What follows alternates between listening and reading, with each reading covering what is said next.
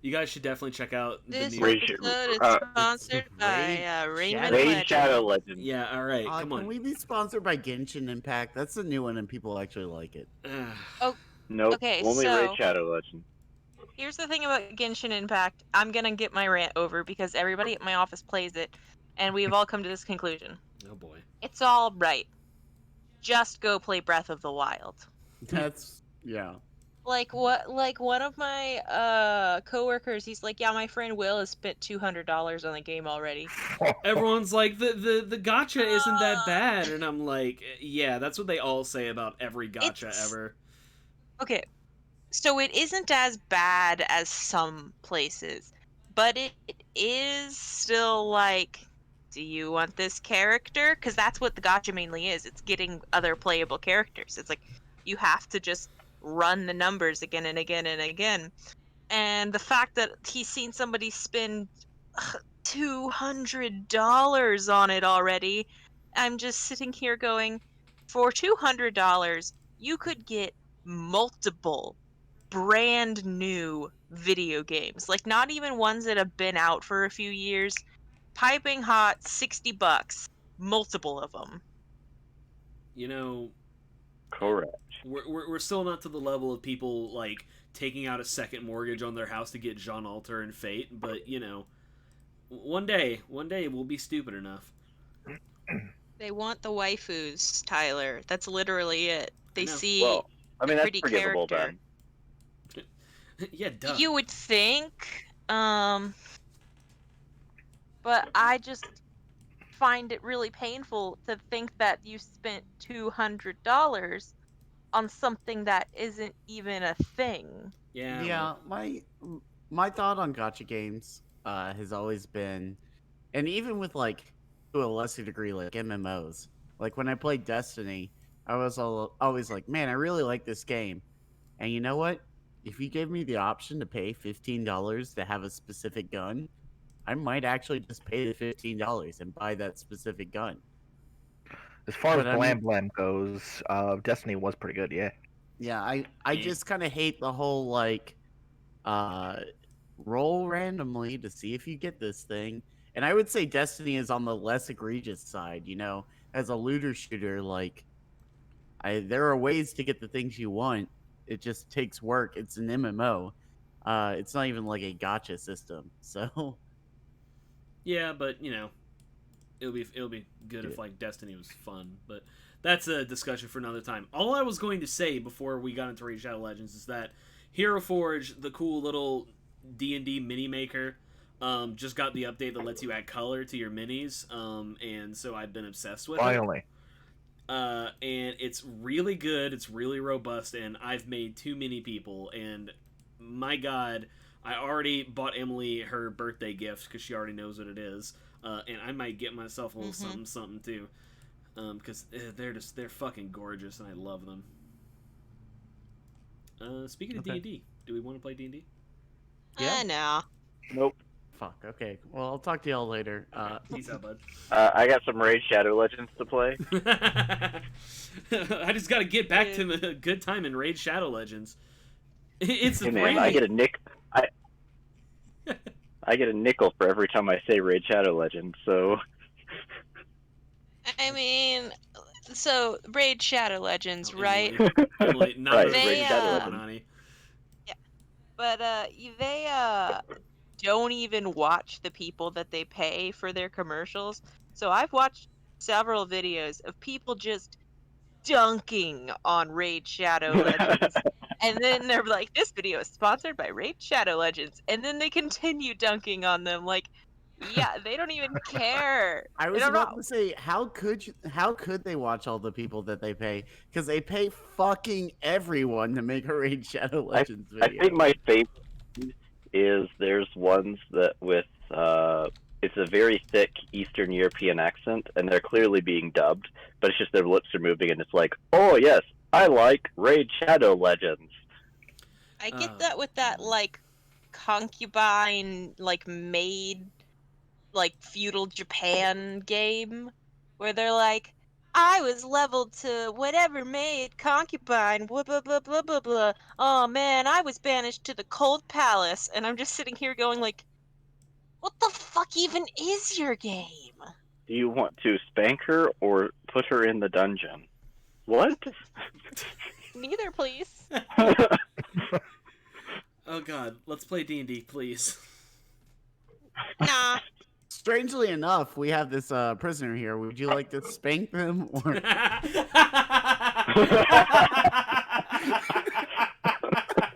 damn it. Can I think we need like a primer real quick, like what happened last time. Yeah. Crabs. We had crabs. We did have fight- crabs. Yeah. Crabs, yeah. And then we went to the doctor. Yeah, so last time you made your way into the catacombs under the church, and you found all the people hiding out. There are just so many people. Here, look, I can bring in like a small army of people if you'd like. Oh no, it's fine, it's fine. Oh no, I'm gonna do it now because it's actually hilarious. Because so like with these, they always lay out all of the tokens that you need right on the maps. Yeah. So like in the corner outside, they're just there's just like I mean, that's nice of them. this chilling out here. I'd love to. Do I have to move all these by hand? Oh, I don't want to do that. You can do like a big select, that's what I thought. like how I can move Highlight, me right and click. Bebop together. Boop, boop. So they just put like all of these tokens out on the outside Oh my of the map. god! Just like sitting out there. I also love how they use tokens. Oh my god. They like blatantly use token stamp in these modules, Yeah. which is fine. Yeah, Token stamp is a good little tool, but I'm just man, you guys don't have artists on deck or whatever, like whatever. Yeah, it was just really funny.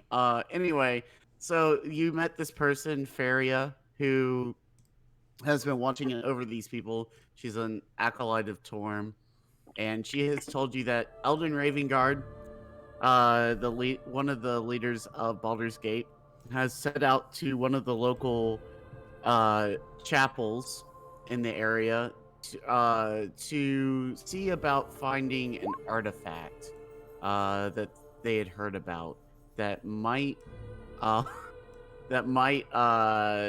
help them with everything going on. That's right. And we were like, fuck yeah, what else are we gonna do? Yeah, they have not heard back from them in a while, and she's starting to worry. Oh god, they're forming up battle lines. I'm amazed that they went all the same person. I also find it's really funny that, if I recall correctly, we decided to play this module because it was explicitly touted as a prequel to Baldur's Gate 3. And we decided on this, like, months ago. Baldur's Gate 3 is in early access now, so we have about a year to finish this, Josh. To be fair, Clock is we ticking. is it a prequel to Baldur's Gate 3? Like I don't even know if I knew that. It is. It is, yeah. I know that you like show up and they're like, they keep mentioning Elturel and everything, and I'm like, Right. all right, cool. Yeah, no, I think it was explicitly like, hey, this is a thing. It was explicitly like, yeah, this is the thing that happened Yeah. X time units ago. Yeah. X gonna give it to you. All right, so we've got my god, it's just like they really couldn't have just added like a dude and like a girl in like a different color palette to differentiate these tokens. Instead, it's just like we are Legion up in this bitch. I'm declaring that I'm So uncomfortable. yeah, it's a bit much. But I'm gonna tell these people: A, hey, look, there's giant crabs upstairs if you're hungry, and B, let's close up the fist before we go to bed. Get jiggy with it. Did we She take says, yes, if you would do that, that would be very kind of you. It's a little bit conspicuous, yes. I did offer you a long rest at the end of the last You did. Wow. I also forgot to help Emily level Bebop up, so I'm going to do that real quick in the background. Yes, I Yeah. would highly recommend that. We're level I 6, would- right? We're level 6, yes. Okay. I honestly assume that if Tyler does not level up my characters, they won't get leveled up because I don't like touching roll 20. It makes me feel yucky, and I spend all day working on interfaces that don't make me feel happy. So, Tyler, do my roll. You get a tool expertise, so you're really good at using any tool. So that means anytime that you comes up all the time. well, anytime you use thieves tools, for example, you'll get double proficiency. So, But now you're- everybody else always choose to pick doors before I get to do them, forgetting that I'm good at it. well And now, then by the time I'm like, I want to do it, they've already rolled and they got it. well there you go, everyone. Well, now, to be fair, go ahead. I was gonna say, to be fair, when I think of artificers, I don't think, oh yeah, that's the person who's really good at picking locks. I mean, they are I'm really good at everything. mechanical. They are mechanical geniuses. You probably should think that. But yes, so now we need to let Bebop pick locks because Bebop has a +8 to picking locks. And I think that's about it. Level 6 is not a very interesting level for Artificer. Oh, you get 2 more infusions, but Artificer isn't a very interesting class. Oh, it's a super fun class, actually. I'm playing one in a different campaign. It's alright, it's not for me, but I'm gonna continue with Bebop because I still it is say already going. I still say Josh would totally let you just make Bebop into a gunslinger fighter, which is way more straightforward.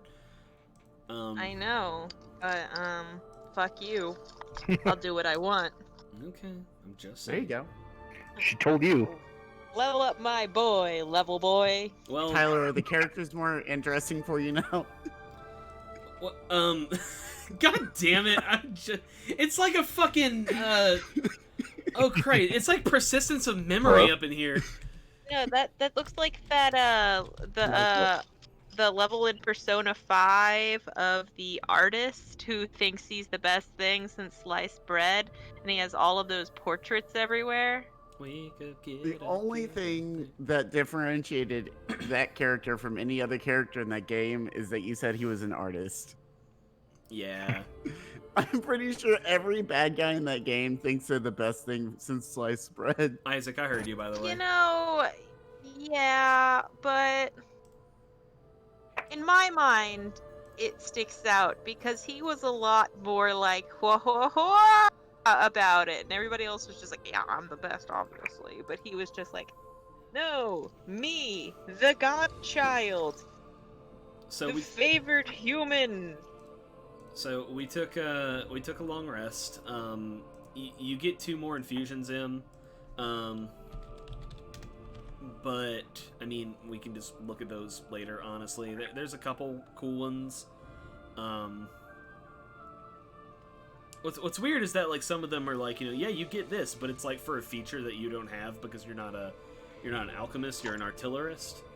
So there's some interesting things. Yeah, they don't expect you to wanna hit things.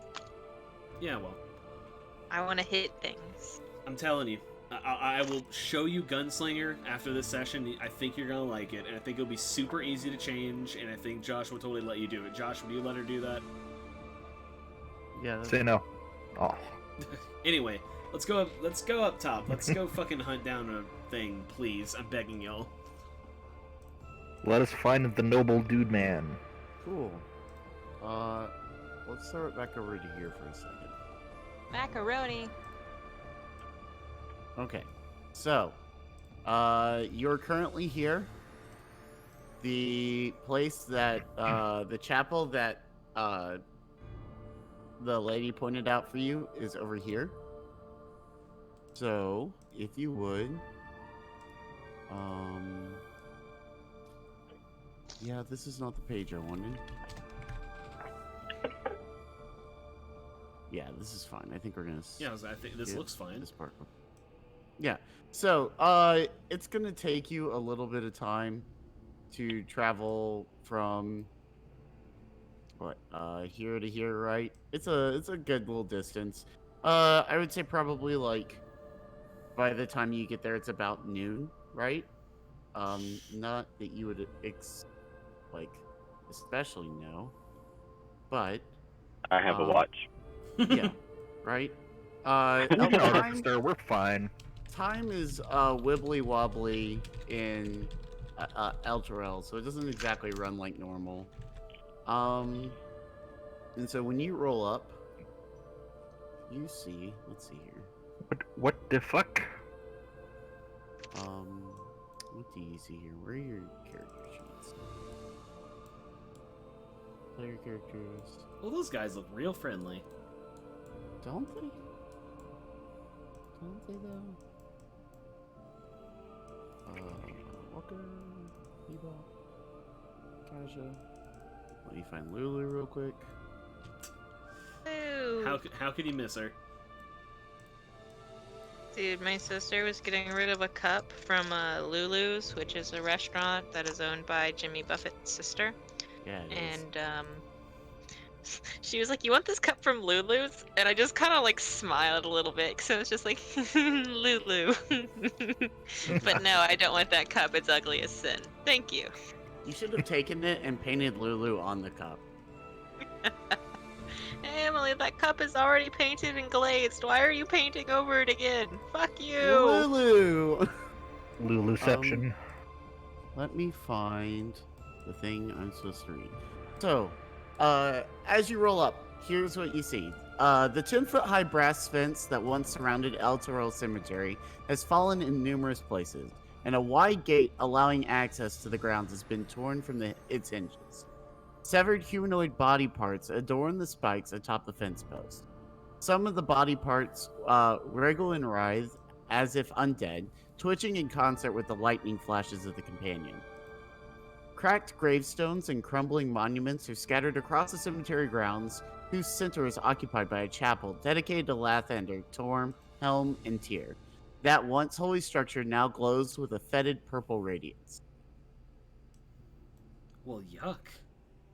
As you start to approach down the path, you actually see several what look to be emaciated corpses kind of just wandering around out like this way towards the gate, right?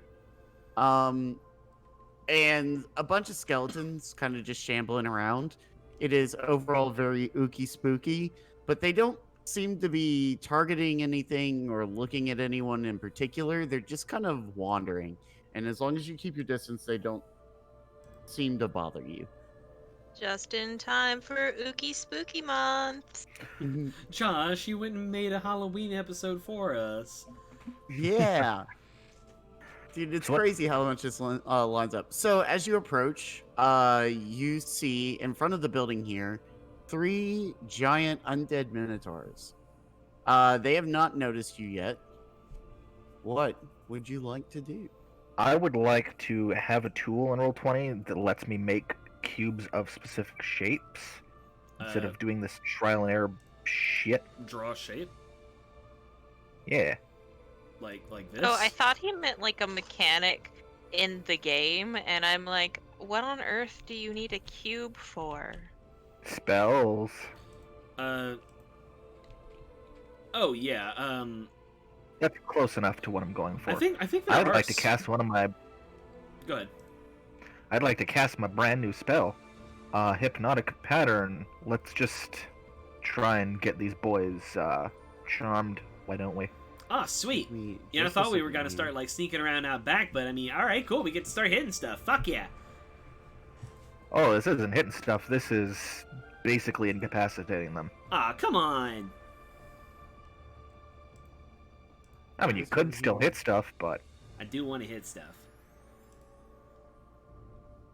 I'm pulling up character sheets for everything that I need. Did you I think that's enough for now. Yeah. You know about okay. the double click trick? We can double click and Yeah. make them minimize. Cool. Yeah, I know. I have been abusing that for a long time. Sweet. Let's see here. I need to look at their character sheet very quickly because I need to know. Okay. I had a guess. I'd say they probably don't have British- great wisdom scars. Undead tend to not. Creature. Let's make a wisdom saving throw. Okay. Here's the first one, the closest one, the second one, and the third one. So the first one rolled a 7, this one right here, this one rolled a 6, and this one rolled a 5. So assume that that's not great for them. There's now, They're well, charmed? they are charmed for the duration. While charmed for the spell, they are incapacitated and have a speed of 0. It's crazy that Minotaur skeletons are not immune to charm. But okay. So, so Tig strums his lyre once. There's a flash of light over here. And Tig says, yeah, we don't have to worry about those fellas anymore. Just leave them be. This isn't a... oh, it's concentration up to a minute. Yep. Okay. Well, okay. They gonna know that you did that whenever we're all inside the building, or should I start getting to smacking them now? That's a good question. I don't know. I think it's generally implied as that it is- most things know that you've cast a spell on them. Yes. Charm specifically states that the person that you cast charm on knows that you cast charm on them once they are Yeah. uncharmed. But that's charm. This is a charm effect. I don't know. I don't care. I'm just saying we can go in there now if we want to. Hell, we could bar the door once we're inside. That's not a bad idea. As you look at the front of the building, you can see, like down here, there are spots where there was stained glass, but the glass has been busted out. Oh. It would take probably longer than a minute to get inside and bar all of the windows and doors. Well, would we like to just wipe them out now while they're incapacitated? Okay. I will give. Let's go ahead and roll initiative, but I will give everybody, a turn of Surprise. movement. Yeah, a surprise attack. Surprise, motherfucker. I mean, yeah, they can't take actions or reactions, and their move speed is currently 0, so Yeah, they're really. kind of fucked. Yeah. And yet they still rolled great on initiative. Well, one of them did. Beep boop. 2 of them did. Better than I rolled. Okay. Numerically descending. So, is that everybody? Yes? Believe Oh, so. no. Because, Josh, you have to roll for this Lulu. stupid holly font. Don't act like And you then we don't. Don't act like you don't love Lulu. I do love Lulu more than pretty much any of your characters. You were. Hey, fuck you. You were so Me excited too. about Lulu. If anything ever happened to Lulu, I'd kill everyone in this Discord call and then myself. Okay, well, let's hope Thanks, Rosa. nothing story-wise happens to Lulu that we can't control. Like the rogue killing it. I can't control what my character does. I've lost control. It's sentient. It's what my character would do. All right, now everybody's on the thing. God, I rolled like shit. Kaja, it's your turn. Okay,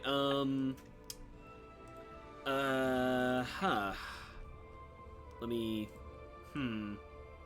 So, do we want to go full sicko mode immediately, or do we want to, like, just focus down one lad at a time? I think we should just focus one lad at a time. That does seem wiser, yes, because they're out of the picture until for a whole fucking minute. So Yeah, so I'm gonna plop Kaja down right here, and she's gonna not bonus action rage. That hurt me to say. We're gonna thwap him with the flail. I would like to if it would... Oh, I'm clicking on the equipment and not the attack. Yoink, 25 to hit. Oh, that definitely hits. I was just gonna give you a free hit on each of these. Oh, I since should they're be... incapacitated. Yeah, I should be making this an advantage. Let me re-roll it to see if it No, crits. you don't. you don't make it an advantage. In fact, this just says that they can't take actions or reactions. Yeah, it's weird that it doesn't Incap- allow advantage, but it's fine. I thought incapacitated gives you like auto crits, because I know hold person gives you auto crits. No, that's paralyzed. Or I like believe. unconscious. Yeah, maybe. Yeah, that's fair. That's fair. Yeah. It's paralyzed that does that. Incapacitated just I says imagine they can't make actions or reactions. I imagine 25 still hits. Yeah, so 25 definitely still hits. So it's 10 bludgeoning, 10 necrotic. I imagine because these guys are skeletons, necrotic might not be the best thing to use on them. 10 bludgeoning, 10 erotic.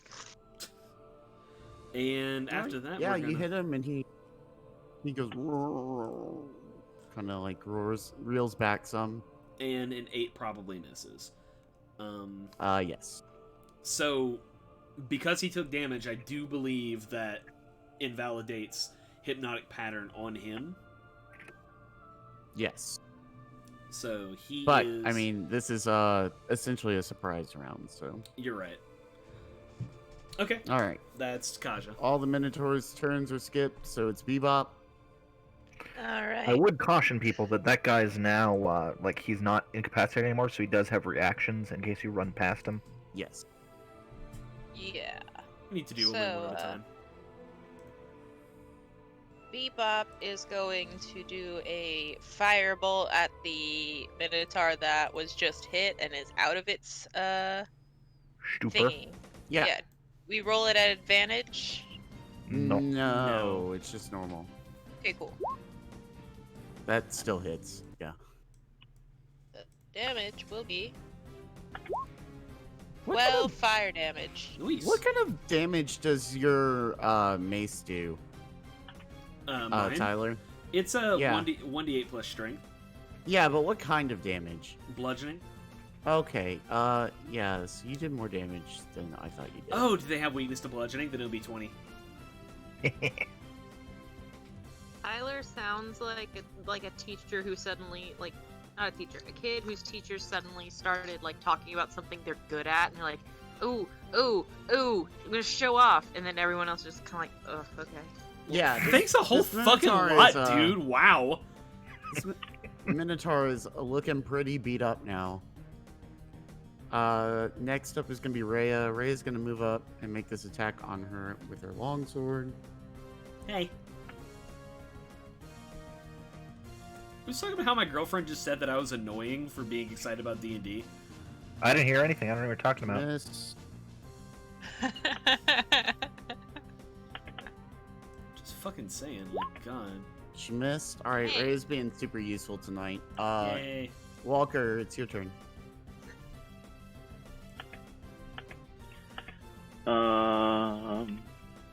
Huh. Okay.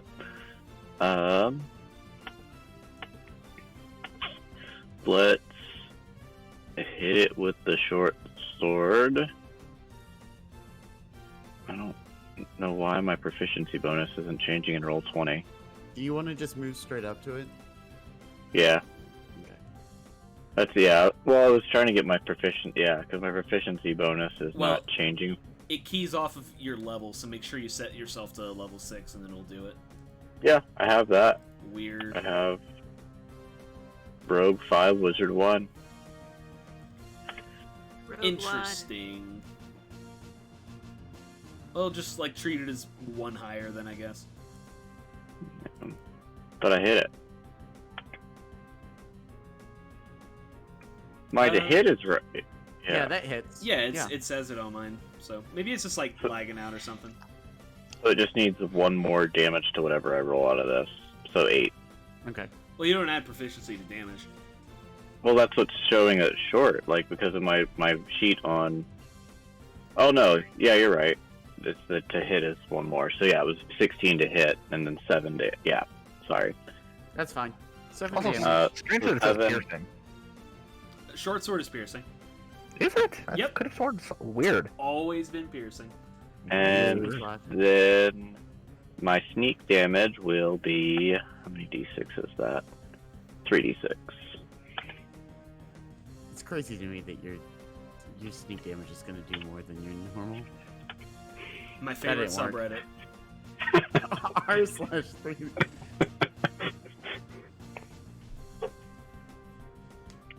Alright, yeah, it is looking really beat up. It's starting to, like, kind of fall apart under its own weight. And then I'm bonus action on, you know what to do. I'm gonna move like here-ish. Okay. Alright. That's it. Brandon, it is your turn. First thing Tyga's gonna do is he's gonna caution Lulu. Now, Lulu, we're fighting these things one at a time, so maybe don't attack them all at once. You hear? And I'm just gonna move here and shoot this with my short bow because I ain't spellcasting. Cause I got concentration up, man.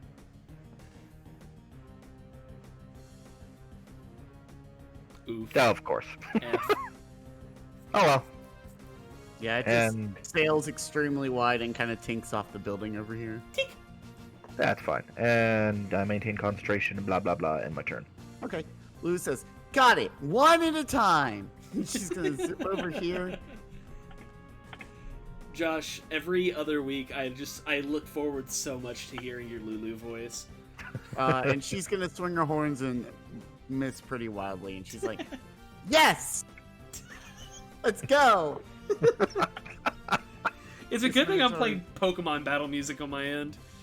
Minotaur's gonna lose its turn. It's still incapacitated. Alright, Kaja. Alright. Whap. You have a... Fuck. Oh, no, that hits. Oh, 13 hits? Tits. Yeah. Alright. 11 bludgeoning, 3 necrotic. Yeah, 13 it just crumbles to pieces. Alright. Kaja just goes, woo! And then she sprints on over to the other one. Okay. And boop. Again, we could totally rage on the last one, but there might be something else in there. So let's just let's play it chill. Oh, hiya! Wow, fucking what the fuck is that? Oh, yeah, that makes sense actually. The fuck is up, Richard? So that's goodness gracious. How much damage is this? That's 10 and 16, so 26. Oh wow, I rolled the same to hit and for damage. Crazy. So this is actually 16, 17, 18 plus 9 would be 27, 28, 29, 30, 31, 32, 30. Good lord.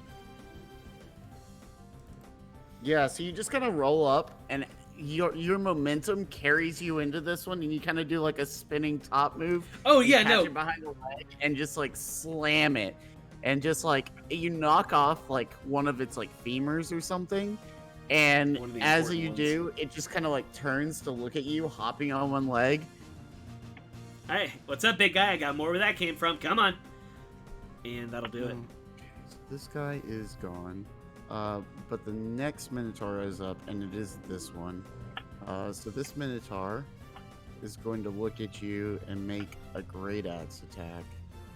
And it's going to deal... your AC is what? 20. Okay, so it just barely... It, like, catches your shield, and the shield just barely manages to deflect it. But when it hits you with this, like, crazy strong force. And even this magic shield that you've been using just like reverberates with the strength of its hit. As it just kind of bellows. The recoil kind of hurts my arm. Yeah. Alright, Bebop. Alright. So, we have one that's almost dead. You have one that has been hit very hard, and one that is at full health but is still incapacitated. You're like 65 feet from this one, and like 75 from the other. Alright, so with this one, I'm gonna pull my revolver out and try to hit that one that's kind of hurting. Mm-hmm. I don't think that's gonna do it. Not quite. You just barely graze its horn as it skirts by. Skirt. Your Bebop go.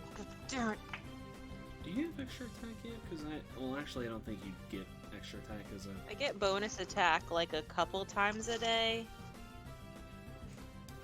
Oh yeah, like the Eldritch Cannon or something like that. Yeah, but it's not quite a moment where I super need it yet. Rhea, figure it out. Oh my god. I'm through some She's stuff right now, man. trying. You know, like not to break the immersion that she's still here with us, but I think the last thing we said to her, the last thing she said to us is that my journey ends here and she wants to stay with these people, and now she's here. Oh yeah. Why You know. is she here? Whack. Well, I might have reread the book. 20 hits for sure. I might have reread the book and she's supposed to be here for the rest of this and then leave. Whoa, what the fuck? Oh my god. that's Well. bonkers. Oof. Well, at least the piercing was good. Hiya, Yeah. bird. Hiya. Yeah. Okay, And yeah. I 1 mean, plus 1 plus 1 equals 3. there, that's it. You did more damage than Rhea did, so, you know. Alright, You Ty. also done more damage than I have. Yeah, well, I mean, you incapacitated them, so I like to count that. That's part of the damage. And a short. Oh god. A short MILF is what I heard. That's what I thought I heard too. Yeah, that, again, just barely grazes the horn and you just barely miss. Bonus action. I'd like to make a perception check for short milfs. You find no short milfs in your area. No! Damn it. Wait, Okay, do you know there? there are hot single milfs in your area? I mean, statistically, yes. This, I think this Minotaur has turned into, it's got an Ultra Instinct. It's just barely dodging everything. Alright, Kaja, it's your turn again. All right. Singing praise to her short milf mother. Actually, no. Fucking Kaja is half hobgoblin, and I think her mom is the hobgoblin. She's a fourth hobgoblin on her mom's side. That's what it was. 11. I think he bludgeoning, did. 4 Yeah, this necrotic. thing's super dead. All right, and then she's gonna do the thing where she does like a roll, like a roll motion, and like comes out of the roll swinging. Don't worry about how she rolls with that huge ass shield that she's holding. Well, actually, do think about it. She tries to do it, she just kind of like sputters out and misses completely. On the bright side, he doesn't come out of his incapacitation, so Correct. his turn is null and void. Hypnotic gaze is so fucking good. It's like sleep but better. Alright, Bebop. Okay. The Brutalize party's getting this away poor from you guy. a little bit here. You might... The 30 feet of movement would bring you here. Let me, because I accidentally clicked to the bio. So I do not particularly have to do anything to hit him. I'm just gonna go for a good old revolver, right you're- to the. You're fine. Yeah, what's funny is that Bebop is still 15? well within the... 15 does hit. Well Oh, within no, the it's range. not a distancing. I just didn't know if she wanted to keep up with the rest of the party. I could. Alright. Yeah, so you hit this boy. This beefy boy. And he kind of like shakes his head super slow and then like turns and looks in the direction from the shot as he kind of like regains consciousness. So if Bebop was a tabaxi, fighting with his revolver, that would kind of make her revolver ocelot, wouldn't it? God damn it, fuck you. Yeah, but the joke is that it's Cowboy Bebop. Yeah, but revolver and cat person. But I'm gonna let you into a secret. I've never played a Metal Gear Solid game. Not You- Metal Gear Solid, a Metal Gear game. You've Metal Gear Solid's one game. you've watched me play through most of Phantom Pain. Yes, but I have not played a Metal Well, Gear. Rhea did hit one of them. So, She still hit more than I have. yeah. Alright, Walker. And I go.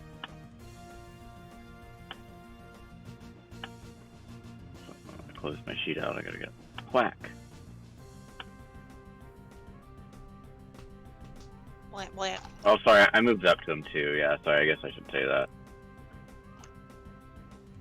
Yeah, that hits. And then I go whack. And Crit sixes.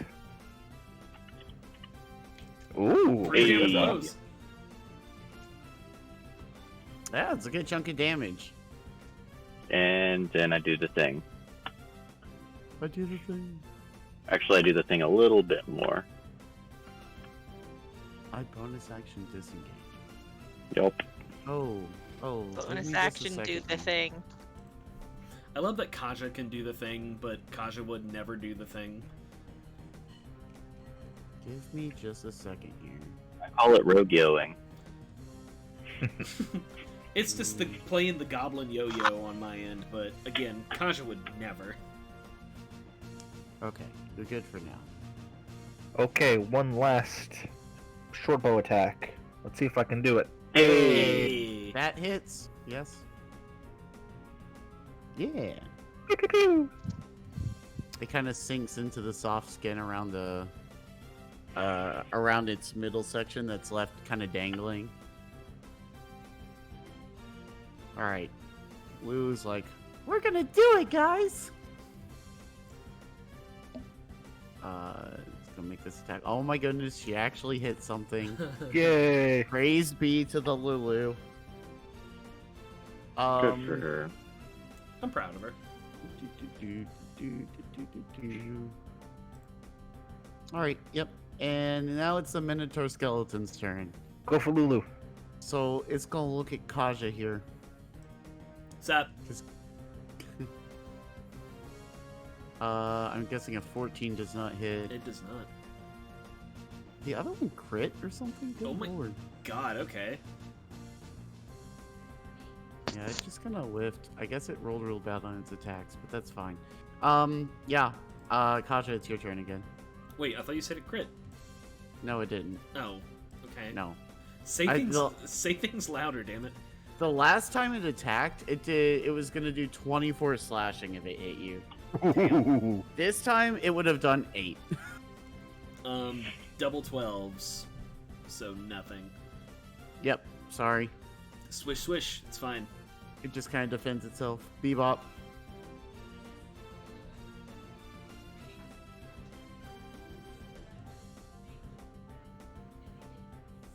Bebop? Beep boop. Oh, Emily's talking to her sister for Oh, okay. some reason.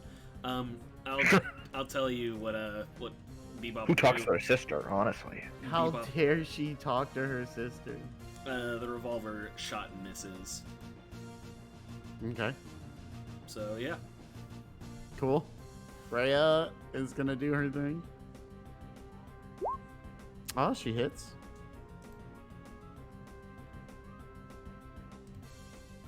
What was Freya's attack earlier? D10 plus 3 for damage. Plus 3, yeah. So it's gonna be Does she 9 not damage? have a character page? No. I keep saying that I'm gonna make her a character page, and then I don't. Freya actually gonna kill this thing. No, not quite. It is close though. It is barely holding on. If Lulu kills Walker. something for the first time, I'm gonna be Whack. so proud. Why didn't it whack? Oh, it's because I'm in edit mode, not regular mode. We're also standing away from the monster, so Whack.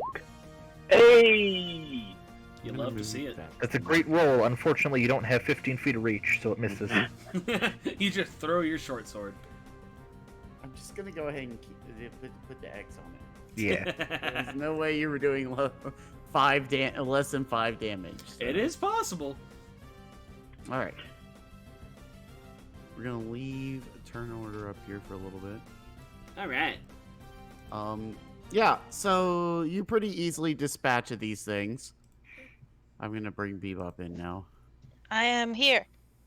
Bebop, we have killed the things, so I've moved you with the rest of the party. It's fine. My sister needed help finding something in my pantry. And as these things fall down dead, you see some like ghastly purple, like essence float out of them and kind of rush off in like this direction. It doesn't Well, that like sounds... Hmm. it doesn't like join the aura around the church or whatever. No, it goes this way. Okay. Does it go into the building or just around it? It just kind of flies off this way. Okay. But it doesn't go into the building that we're trying to go into? No. Might be pertinent for us to check the outside of this place before we head in. I guess so. All right, come on, guys. Follow that mist. Should I sneak and survey? Do the rogue thing? Yeah, do it. Okay. I'm just gonna kind of do a once round, do some Uh, sneaks.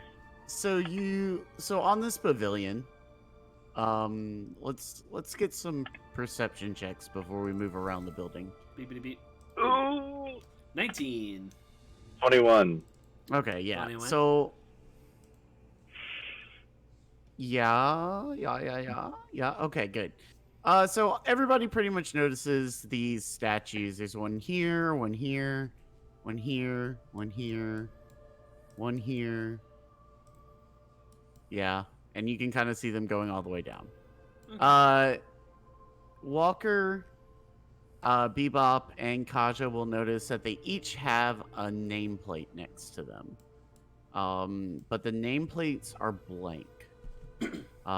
Would you three like to give me a history roll to see if you might know who these people are? With Rhea will Kaja's- also make one in just a 20. No fucking way. Give me just a second here. Bebop, Walker. while they have lived for a good bit of history, didn't pay a lot of attention to the world. What's funny about Walker is he can't remember his own life, but he's so smart he remembers everything but his own life. How the fuck does Kaja roll good on this? Like, I'm almost tempted to just, like, say no. So, yeah, so you kind of blow this out of the water. Walker, you recognize pretty much all of these. Kasha, you recognize most of them. Bebop, you don't really know who these people are. You can tell they're important, but you don't know who they are. And Rhea is going to recognize a few herself. And you recognize them as heroes of Elturel. These are famous fighters and known people from the city of Elturel who have probably been laid to rest here. Walker, for whatever reason, you recognize these people almost as if you knew them, and can even summon up their names to mind. In fact, I will post a list of their names here. in the Susan. Discord. Michael, Jordan. No. That's just one of them. That way I don't have to read them out. They are a mouthful. But you also notice that the plates are made out of graphite, almost like they're made to be written on.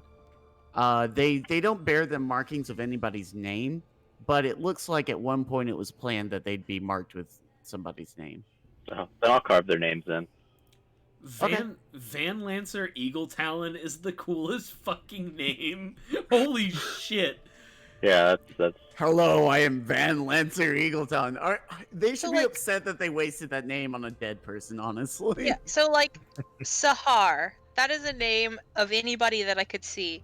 Like I could see myself going into the DMV and sitting next to somebody and be like, "Hey, who are you?" And they're like, "I'm Sahar." And I was like, "Yeah." But Van Lancer. That is you can't get past that. Oh, My yeah. name is Van Lancer. I was making a joke mostly. Sahar was like the semi-final villain of the original Candlestick campaign. She was a crusader who was really pissed off at the Candlestick boys because of the heinous war crimes they kept on committing. Yep. Yep. And they fought her Not on what- top of the Ducal Palace, and she exploded. Listen, there's no such thing as war crimes when you're the one that makes the laws. So Isaac, as you carve these names into these statues, they start to glow with this like spectral white light. Let's see here. You've solved my history puzzle. So And no, that's when Walker would get an army of statues. well, something like that. Walker, I'm gonna move you for just a second. You know, here. I've seen dudes bursting out of stone in media before, and Yeah, it makes me very excited. As you do this, all of a sudden, each of these statues kind of, you hear this shrill shriek, and Uh-oh. out of each one pops a different specter. However, they don't seem very well adjusted to the light that is now pouring from them. We're gonna go back to combat real quick. What? Whoa! Your This is your reward for friend. solving the puzzle is combat? No, Okay. technically, your reward for stepping onto the porch is combat. Oh my god. The reward for solving the puzzle is it's a short combat. Oh. That's good. That's Let's nice. see here. 1, 2, 3, 4 specters here. 1, 2, 3, 4. And then how many of these shadows are there? 1, 2, 3, 4 of these as well. 1, 2, 3, 4. So they're not going to get a surprise round on you, which would have happened otherwise, but we are going to go back to combat here. That did not roll the way I wanted it to, but I'm not going to change it because I'm lazy. So combat is set how it is, and we'll just move multiple shadows and specters on each of their turns. So yeah, these specters are going to see you and start to like shriek. Kaja, it is your turn. I hit him. 21 with the Iron Skull Flail, which I believe counts as a magic weapon. On this specter. Are we hitting ghosts? Magic weapon, baby. Yep. Magic weapons can hit ghosts. If the Iron Skull Flail is not a magic weapon, I have a mace +1 in my inventory. Yeah, I know. No, that definitely works. I was just looking to see everything else. So it's 6 plus 7. Are they immune? Yeah, they're immune to necrotic damage. So it's That gonna be sounds what, about right. 8 damage? Yeah. Well, that- yeah. We make dead things more dead. It's just 6 bludgeoning. It's only 6. You're not raging. I'm not raging, but that's a good fucking point. I'm gonna bonus action rage. Okay. I need to pull up my table again. Revised Path of the Wild Soul Barbarian. I can't wait till Tasha's comes out so I can actually play like the published class. Mhm. Oh yeah, fucking Walker too. That's right. Well, no, this one's archived, so Oh, they didn't go ahead with it. they have another one that's similar, Okay. but it's not quite the same. It's pretty much completely pointless, but plant life grows out in 10 feet around her and becomes difficult terrain. Yeah, for as her. it grows out around you, you see it wilt and die. That's fair. I mean, it's still gonna count as difficult terrain for 10 feet around you, but it's just like dead grass and vines. Right. Instead of, Maybe a dead rose bush. Yeah, I kind of figured it wouldn't be much since they're ghosts and they could probably fly and shit, and it's like non-corporeal. Oh wait, they're ghosts. Yeah, Yeah. they are definitely not. God damn it. And then we're gonna hit him again. 25. That definitely hits. And we're going to add Fury to the Small to this attack. So that's 11 bludgeoning and 8 damage from Rage and Fury of the Small. Yeah, this one dies. What hap? Well, it was dead. Well, It it like re-dies. super dies. Yeah, I guess. It goes to super hell. And It kind of goes. It disappears. God damn it. And that'll be my turn. I'm gonna draw my my little thing of vines around me. All right. I'm gonna hide these minotaurs. They're now in the way. Bebop, you have enemies on the porch over here. Any Yeah. number of them. I'm going. Oh my god, it's a shooting gallery for you. Well, Awesome. I don't think my revolver counts as a magical thing. No, it doesn't. But I mean, you have Firebolt. Yeah, which is what I'm probably gonna end up doing. I was just checking to see. Yeah. Yeah. We're gonna firebolt in that line. Actually, I think, now that I think about it, I think because it's an arcane firearm, I think it does count as a magical weapon. But, I mean, Firebolt still will probably do the job. Yeah, I'm gonna do that. Well, we look that one up because that's not entertaining. Wow, 10! Which one are you attacking? One's closer, This one? maybe. Okay. Cool. That's fine. No, I just need to know for AC. Yeah, that's gonna miss, just barely, actually. Oh, yeah, ghost, low AC. Yeah. Rhea is gonna run up here like a doofus. Does she do anything not like a doofus? Well, you know. So it turns out your revolver does count as a magic weapon because you did the infusion on it, the repeating shot fusion. Hmm. Bro, that's damage. Bro, that's what are you doing? No? D10 plus 5 is her. Oh, you're right. If she rolls a d10 to hit things, that'd be the most fucked up shit in D&D history. At best, you might hit some things. Well, to be fair, she did hit on one of those.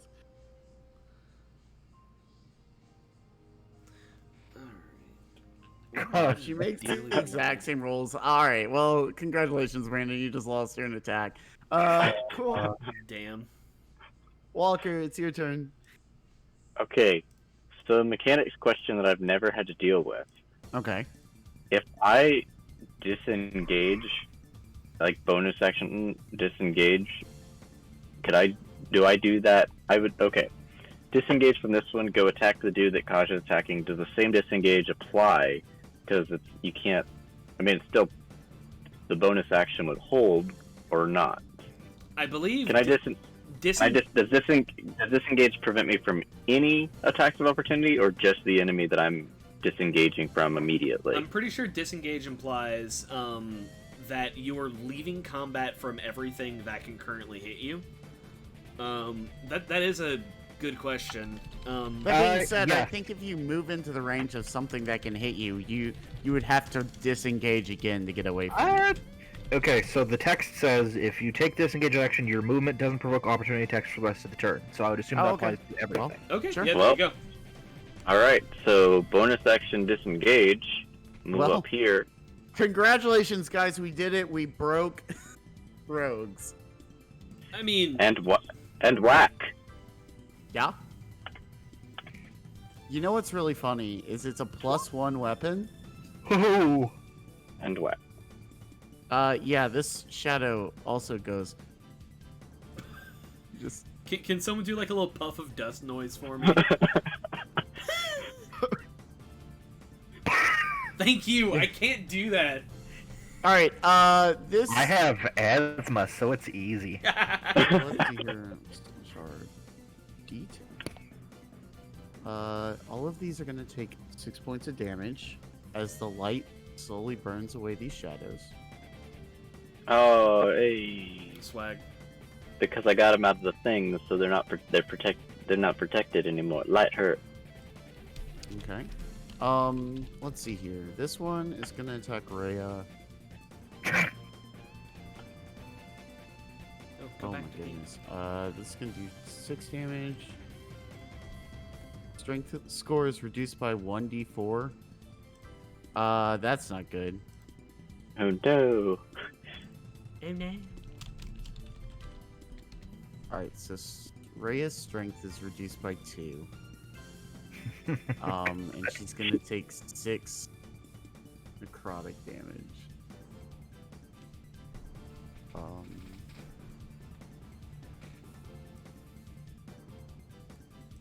Oh my goodness. Number thing, please. So, alright. And we'll track her strength over here in this one. 'cause Oh that's gonna matter. shit, that's meta. I know what that is, but I'm not gonna. But ooh, that's fucked. That's pretty fucky wucky. This one's gonna move here. Oh no. Make another attack here. That one misses. This one's also gonna move here. Make She's having a another bad attack. day. That one hits. And then /RD4. Uh-oh. Oh, I'm in danger. Okay. Next is gonna be the Spectre's turn. This Spectre... first of all, same thing happens to them. Whoa! Almost rolled a D190. These guys are gonna take a little bit more damage.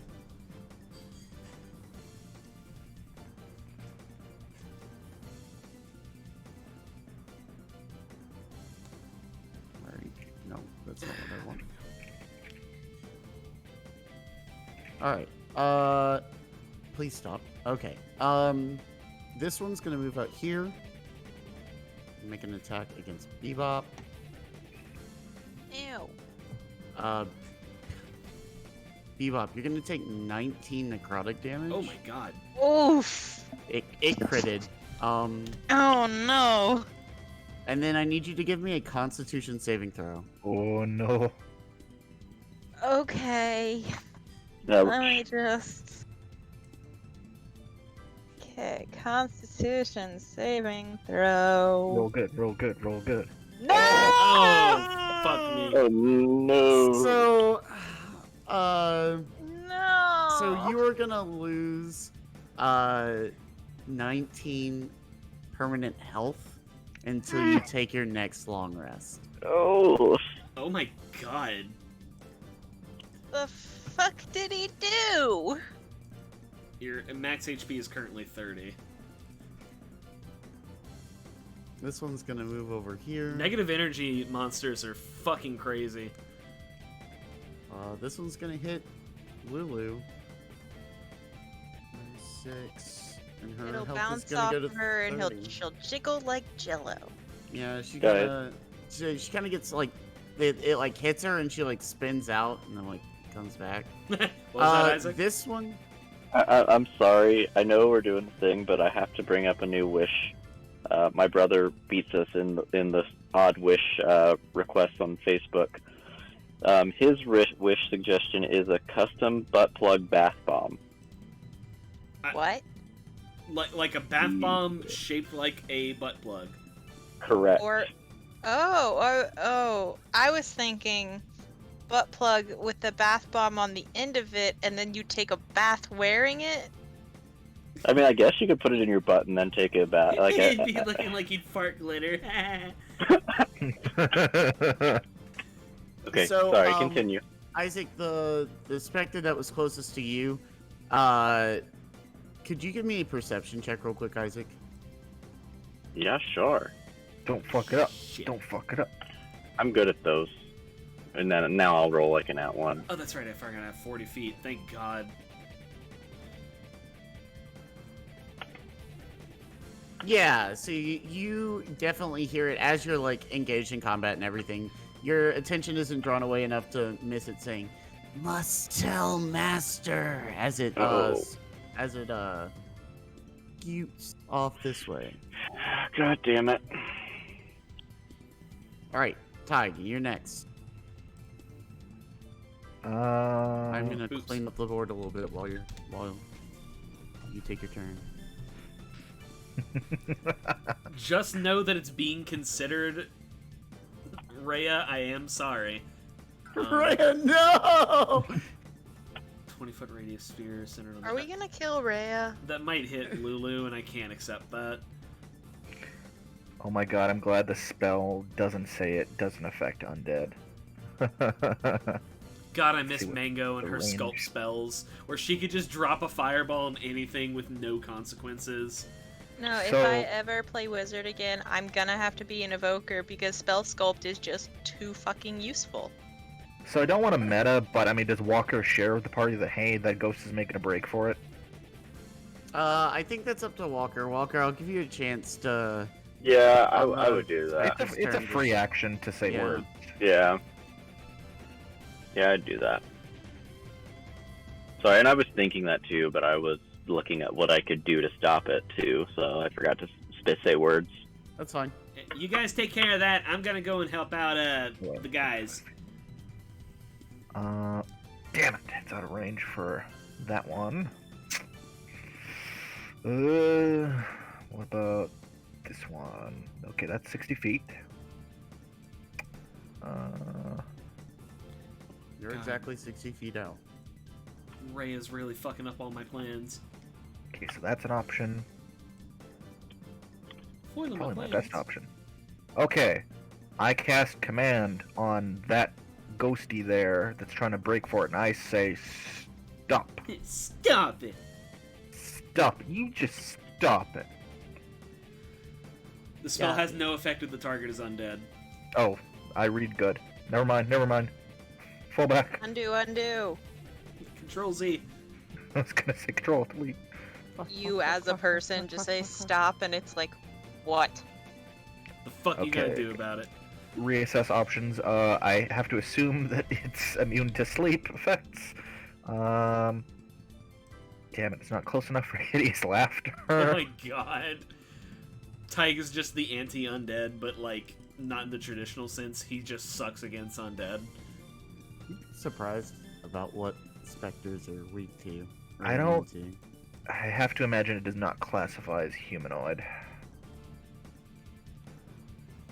Okay, it's not close enough for that spell either. Can do that. Fuck. But I can't do that. You know, if you leave her long enough, she might just die on her own, honestly. Okay, literally the only thing I got going is this again. I will cast it focused on that fucking thing so I can hopefully stop it. What does this do? This cast? He gets to make a wisdom save, otherwise it's incapacitated. Okay.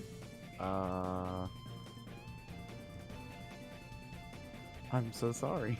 Oh no, Fuck. god. He just shrugs it off like nothing's happening. We're good adventurers.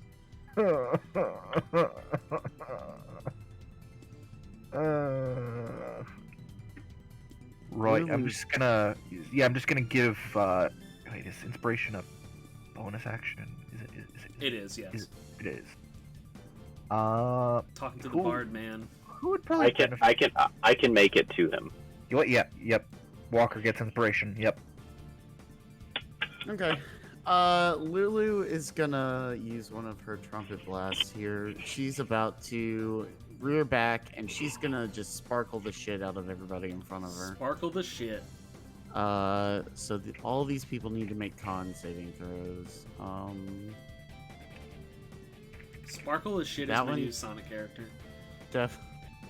Sorry. God damn it, dude. Con. Con. Con! So they're gonna take 48 plus 4 radiant. Which will actually be. So I think they're weak to.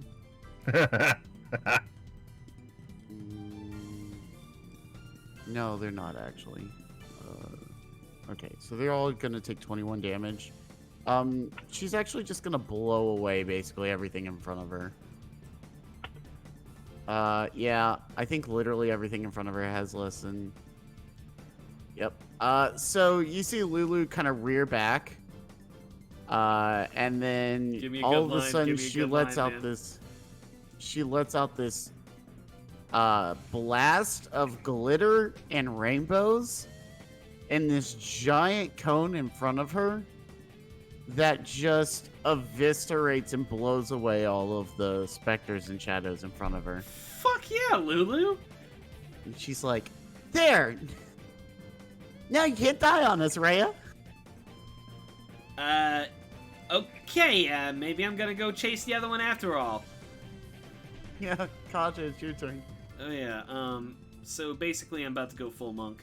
Bada bing, 40 feet down there, and I'll take my difficult terrain with me in a second, but I just need to check my ranged options here.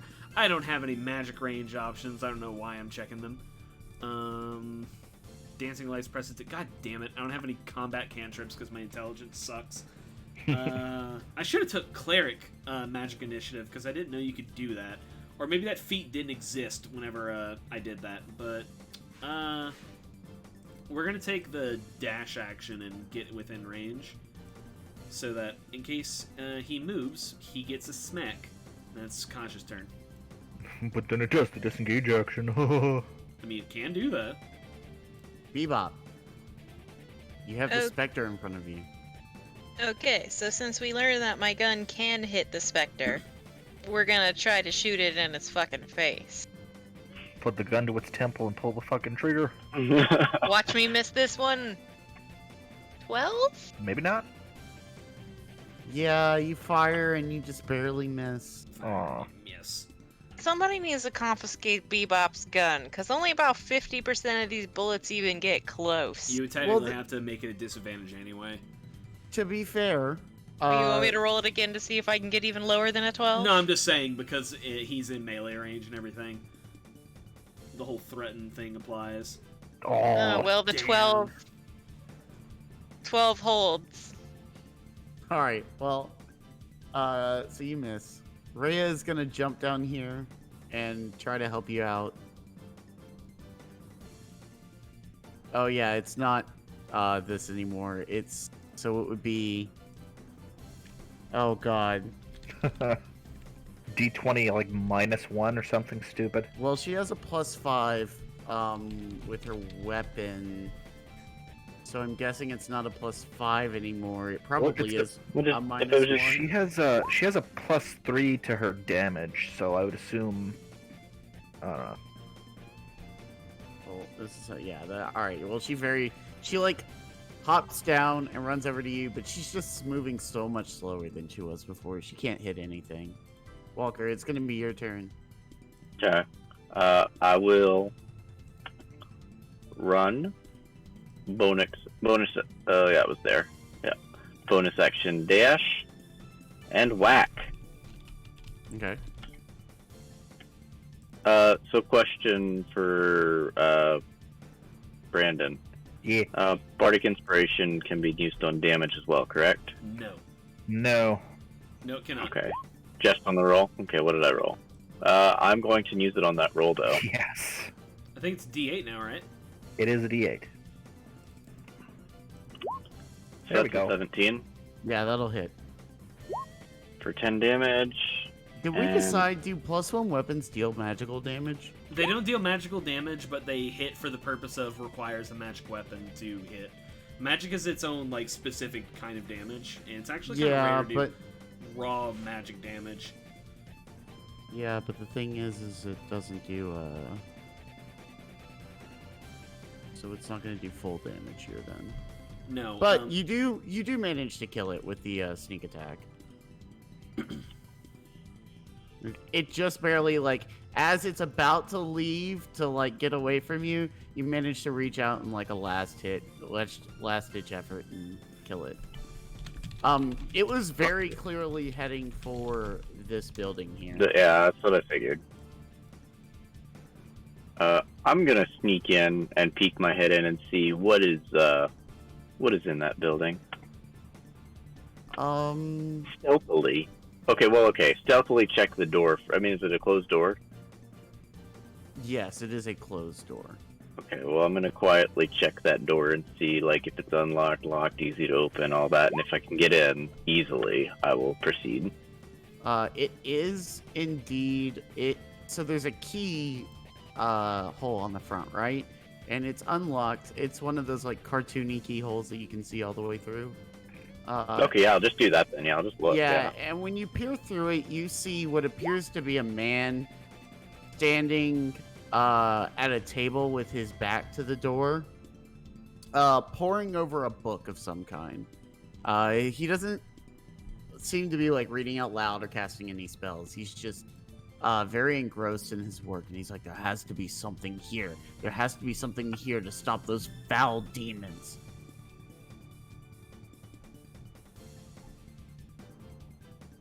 Okay. I am going to...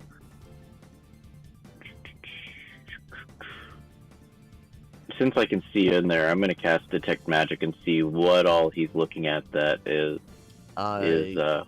You cannot do that yet. We are not out of combat, oh, motherfucker. but soon. Okay. All of the shadows are dead now. They can be removed. It is El Specter's turn. Here, it's gonna make. It's actually probably gonna come down here and attack. Lulu. Little Lulu. Is it gonna hit? Does that hit? I can't remember what her AC is. No, it does not actually. So, Lulu very swiftly dodges. She sees it coming. She's like, "Whoa there, buddy! Watch where you're swinging that thing." And then it's gonna be Tig's turn. Tig, there is one last specter left. Well, those two seem to have the runaway ghost dealt with. So, man, I'm still not gonna be able to get in range for anything helpful, I don't think.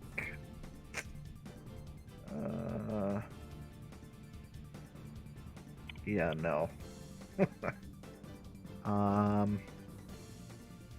Right. What the hell? I'll give a bardic inspiration to Lulu. I'll be like, you can do it, Lulu. Lulu's like, "I can do it. Thank you." God. I like this guy. It's the best day of my life. All right, Lulu is gonna look at this guy and be like, "Take that." She's gonna use her bardic inspiration. Jesus. Lulu still misses, and she's like, "I'm trying." Kaja, it's your turn. All right, you take care of that. I'm heading back. We're gonna move. Well, we're gonna move 60. Fuck. And then 80. And that's it. Bonus action dash or action dash whatever. Does that say Es Difficile? Es difficile. Yeah, because it's difficult terrain. All right, Bebop. Okay. You can shoot him without disadvantage now. Yeah, we're gonna just keep shooting, because honestly, I'm fucking tired, and I gotta hit one of these days. I really do. No, or not! Yeah, No. you fire, and it just barely grazes it as it goes by. Doesn't really land a hit. Bebop looks at all these guys and goes, "You know, I don't think I'm cut out for this life. I might need to just go home." You hear Lulu over the Spectre shoulder. She's like, "Ah, Bebop, don't be that way. We still like you." Oh, it's not about liking anybody.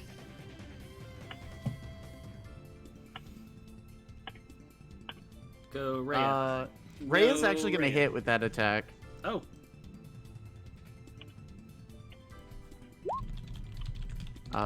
Yeah, she's gonna deal some damage. At this point, she's just so she can make her attacks, but she looks just extremely weak. Yeah.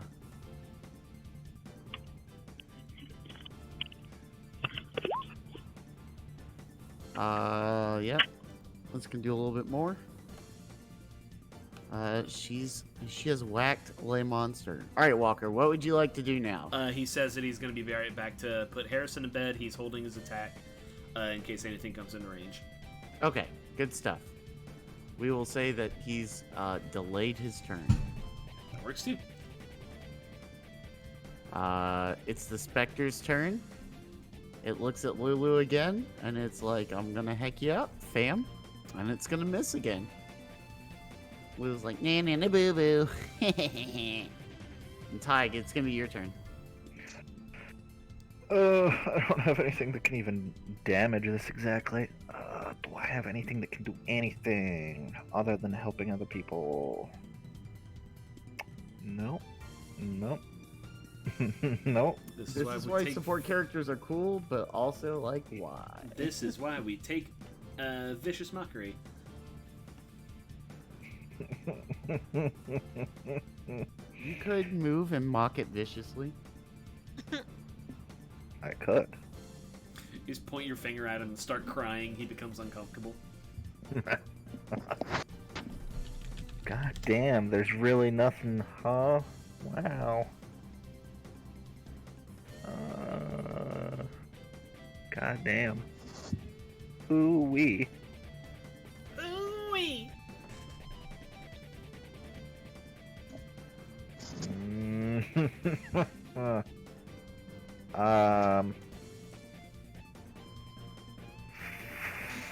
Fuck it.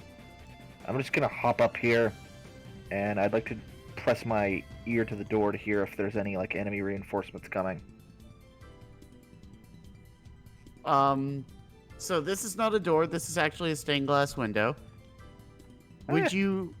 Yeah, this is like a broken out stained glass window here and here. This is the shape for the doors. I'd like to peer in, anyway. So, yeah, could you give me a stealth roll? Ah, shit. Hey, okay. That is more than enough. So you kind of stand off to the side of the window and you look in, and you're going to get a very quick glimpse of what is inside here. So you see kind of just... Well, I don't want to uncover all this. You see this. You see this. This is what you see inside. Okay, good.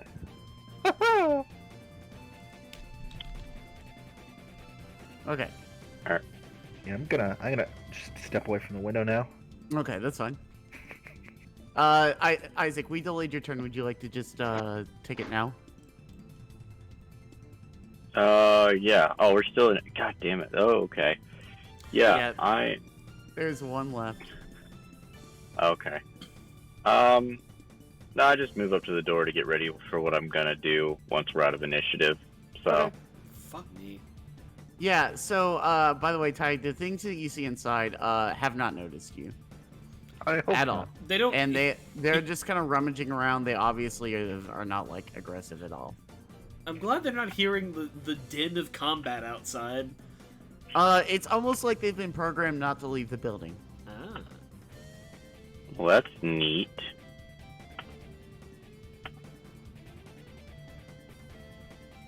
It's almost like the developers were like, naughty. You can see like a little curtain here.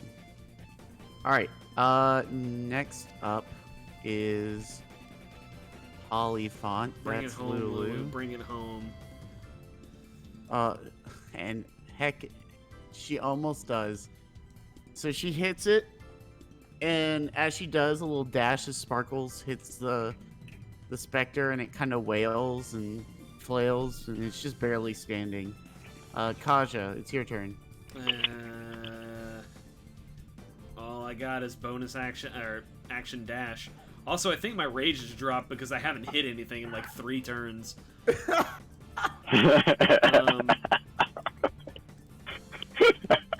So yeah, I need to double check how rage works, but I'm pretty sure it's just gone. It ends early if you're knocked out. If your turn ends and you haven't attacked a hostile creature since your last turn. Yep, I'm unraged. Kaja has calmed down. It's just like I'm fucking running all over the place. I'm exhausted.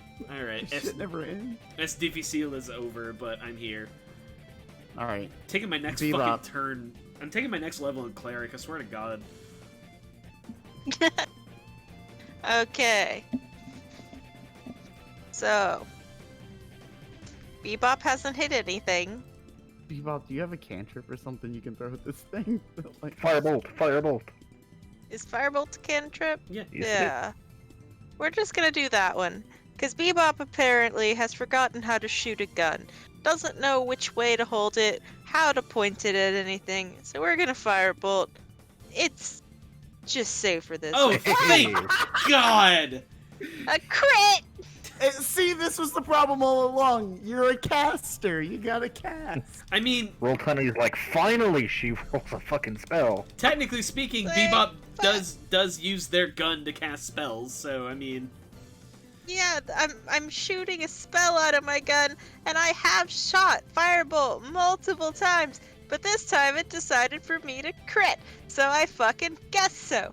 18 Good plus lord. 7, Yeah, and I'm done. You just blow the thing away. Now that your firebolt's 2D, Bebop's gonna go home. now that your firebolt is 2d10, you should probably use that instead of your gun in the first place. Honestly, Yeah, but flavor. I know. Hey, you know it's still shooting your gun. Hey, Tyler. Telling you, man, gunslinger fighter, you'd love it. Sonk my donk. All right. So all the specters have died. Just for the purpose of the things tied is scene, we're gonna leave the turn order up, but we're out of combat. That's Okay. great. So, I am going to use my detect magic to peek in. I've already seen this dude like going through books and such. So I'm gonna So see your what detect magic does tell you that there is a magical aura coming off of him. Like he's almost being animated by magic itself. Okay. And you said this is just like, what's this dude look like? Is it a human dude? Yeah, he is a human shape. Fairly tall, about 6 feet tall, long dreadlocks. You haven't seen his face yet because he has not faced the door as of yet. He's still poring over some book, looking for something to do with demons. Is all the information that you've gathered so far. Okay, I am going to speak telepathically with him. And I'm telling him, dig deeper into this book. What you seek is there. He stops. Well, let's see here. Yeah, he stops and stands straight up. Here, I will reveal this area now that you've seen it. Goodness gracious, all the bubbles are in the way. He stops and like bolts straight up, and he's like, "Who's there? What foul mind is this?" That's pretty rude. I am a great demon lord. My name is incomprehensible. Well, Mr. Incomprehensible, if that is your real name. And this is all, like I said, this is all telepathically, so he's getting this in his head. Okay, so he goes, "A demon, huh? Well, I would never take orders from any such demon.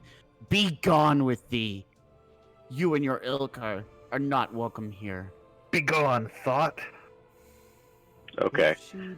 I'm gonna just to save time, I'm gonna say that I break that telepathy and go back to the party. Be like, hey, the dude over here might be our friend. He doesn't take orders from demons.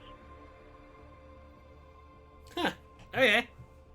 Cool. Do we want to deal with him instead of the big guys in the building? By the way, there's big guys in the building. Ray's Okay. like, "I don't feel so good, Mr. Stark." Oh crap! Yeah. Yeah. How about you like just like take 5 for a little bit? Ray's like, cool. "That's a good idea. I'm gonna sit here, take a break." I'm gonna Kygo. cast Cure Wounds on her. So her issue isn't necessarily her health. Oh no. That's Could not looking you at- give me a medicine check or an arcana check? Whichever I one Funny, you will. I was looking at enhance ability, and it wouldn't do anything to help her. Yeah. It would give her none of us have advantage on any strength cures. checks and double her carrying capacity, but that's it. Tyga's our only full caster, isn't he? 21 Arcana. Okay, so you know that the thing that hit her is a shadow. And that what it did was it actually drained her strength. So she is like physically incapacitated to a point where she will not get better unless she takes a long time to rest. As similarly, you can tell that the specters that hit you and Lulu actually drained a bit of your health or like your actual life force, and so it's going to take time to get that back as well. So you know that basically these are effects that will go away after a long rest, but there's not really like anything healing wise that you can do to get that back right now. All right, I'll put her on my back, piggyback style, and be like, just chill out for a bit. I gotcha. Okay. She's like, thank you. Also, Tygo will point out, so it's good that he says he doesn't serve demons, but that doesn't mean he doesn't serve devils now, does it? Oh shit. Oh shit. That is correct.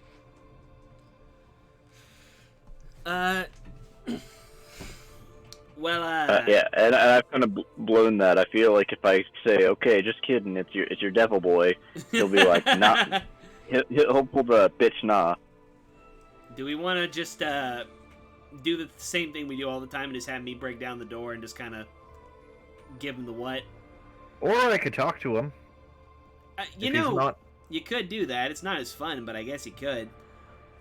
I say we do this as a group because if he's not friendly, the strength in number is going to be probably our best bet. Oh, of course, yes, I wasn't planning on going by myself. Who's like, oh, I want to talk to him. All right. Now the real question is, do we want to be friendly about it and knock, or do we want to open the door? Break it down. Let me do it. Come on. Tyga's just gonna push the doors open. Ah. Okay. And I'll No, step in with it's- Tig too. Is Lulu gonna be bad cop? You've been very naughty. So as you push the door open, you see the following. This room, this simple building contains a bed, a desk, a dresser, a table, and chairs. Much of the furniture has been destroyed, with decorations and other items strewn haphazardly around the room, including the holy symbols of Lathander, Torm, Helm, and Tyr. A large tome appears to have survived the destruction. It sits open at the center of the partially collapsed desk. In front of it stands a man, about 6 feet tall, black skin with long dreadlocks. And as he turns to look at you, you can see that he also has dreadlocks in his beard. Fuck yeah. The other thing you notice is that there are patches of skin missing all over his body. Ooh. And while he seems cognizant and aware of what's going on, he is clearly undead. And he turns to you and he goes, who are you to trample on this sacred ground? I might ask you the same, but it would be impolite to answer a question with a question, so I'll simply say, my name is Tig, pleasure to meet you. And you are? He looks at you and goes, my name is Gideon Lightward. I am the keeper of this chapel and this cemetery and these grounds, and its protector of sorts. Tell me, are you allied with the demon horde that has been threatening our home? Tig will silently shake his head.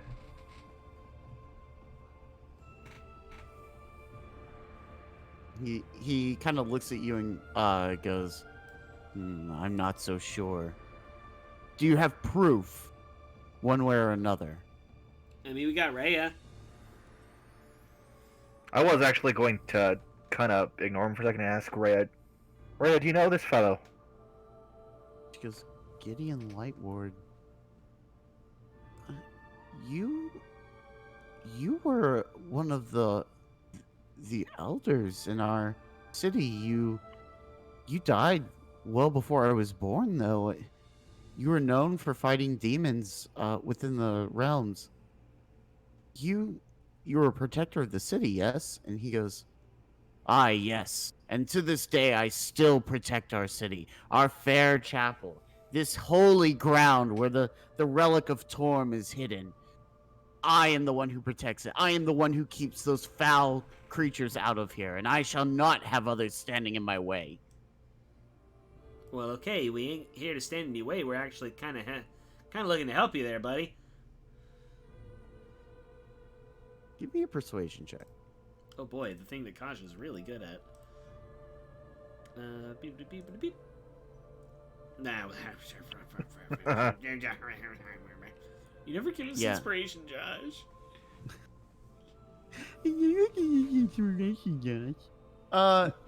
He just kind of scowls at you and says, "Is that so? One who looks so demonic themselves to tell me that they are here for sanctity, to help me in my most holiest of places." As he kind of gestures around to this obviously dilapidated shack with like number one. Number one, I ain't a demon. I'm 1/4 hobgoblin on my mom's side. That's why I'm red, okay? Number two, you kind of like rotten at the seams here, buddy. You ain't exactly the first person who should be throwing around like, accusations like that, okay? You kind of look a whole zombie. He says, "Yes, it's true. My savior, my deity, my lord, Zariel was kind enough to gift me with the ability to continue to fight the hordes, even here in this most unhallowed of places. I feel stronger than I have in a century." And he kind of like flexes. So I know that the term Zariel. Lulu's just like, "Huh, Zariel? Have you seen her?" Why does the Hollyphant know about Zariel? I kind of forget the context. I know we've heard the name Zariel before in the game. I just don't remember. I just don't remember the extent of our knowledge of it. So Rhea knows Zariel as one of the saviors of Elturel. She's the one who brought the companion originally to Elturel and placed it there as kind of like a savior type thing. However, the companion, as we know now, was kind of not a great thing. Kind of super evil. She's also the one who led a bunch of people into Avernus, and she's what created that's what created the Hell Riders, right? The group that Rhea is a part of. And as Lou is about to inform you, she's like, "Yeah, she's like my best friend from forever ago. We used to come. Well, we went somewhere. I'm not really sure where we went, but we went somewhere. We used to do all sorts of stuff together. I remember fighting demons and devils and all sorts of crazy stuff." And Gideon kind of looks at you and goes, "Fighting devils? It's not like the ruler of Avernus would fight her own people, now is it?" Bum, bum, bum. Wait, what? So wait, this Zariel who founded the Hell Riders and all this, she's what? And Lula goes, "She's a really cool angel." And at the same time, Gideon goes, "She's the leader of Avernus. Or the ruler of Avernus." So, that don't sound super angelic to me. It doesn't strike you as a possibility that the one who is supposedly the savior of the city and who rules the realm it's now inhabiting might have something of a conflict of interest? He kind of scoffs again and goes, "Against these demons? No. They are invaders to this realm. A blight upon this land and ours back home. She wishes to do away with them. You've seen the war raging below. She fights them on land and in other places as well. They must not be allowed to reach Elturel. Elturel is a turning point, and my lady must control it." And so you would see Elturel remain in Avernus. And he kind of looks at you and goes, "I would see Elturel saved. How that happens is of no concern."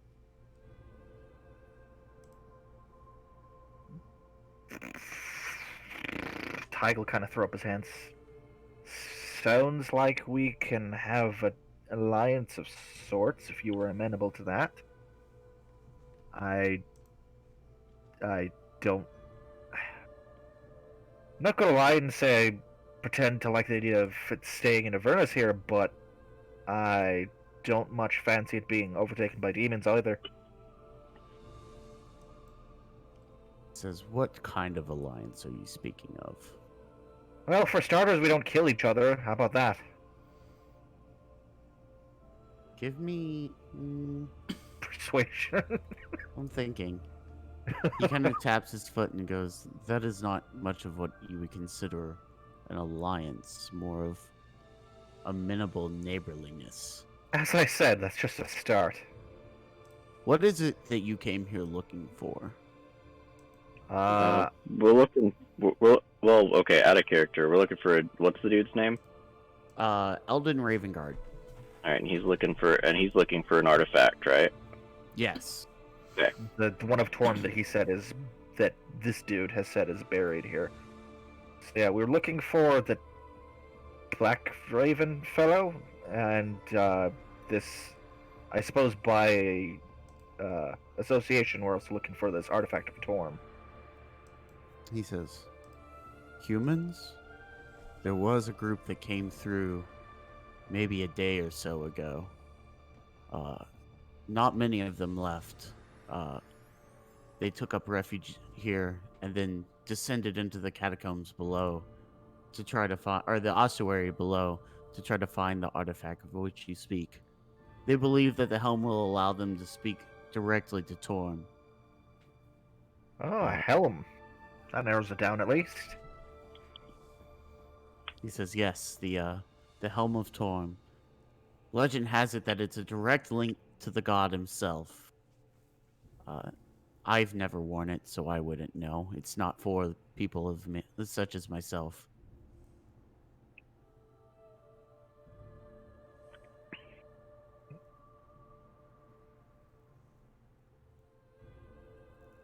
Do you know if these people would still be alive? I mean, this is your domain and all. Do you have that knowledge? He says, no, I have not seen them since yesterday. I would not know of their well-being. Right then. Would you kindly show us the way to this ossuary? He said,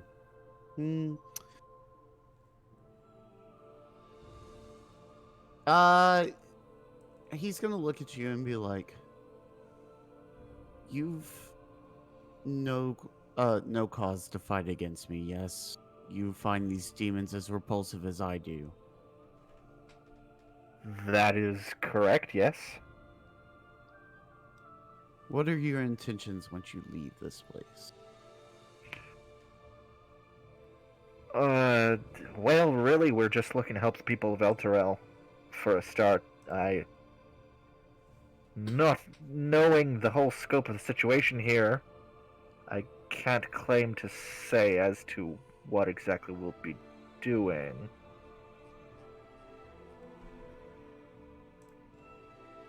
He says, I see. Well, I shall allow you into the ossuary to find your friends. In fact, I shall allow you to look around and collect anything that you feel that would be helpful to your cause.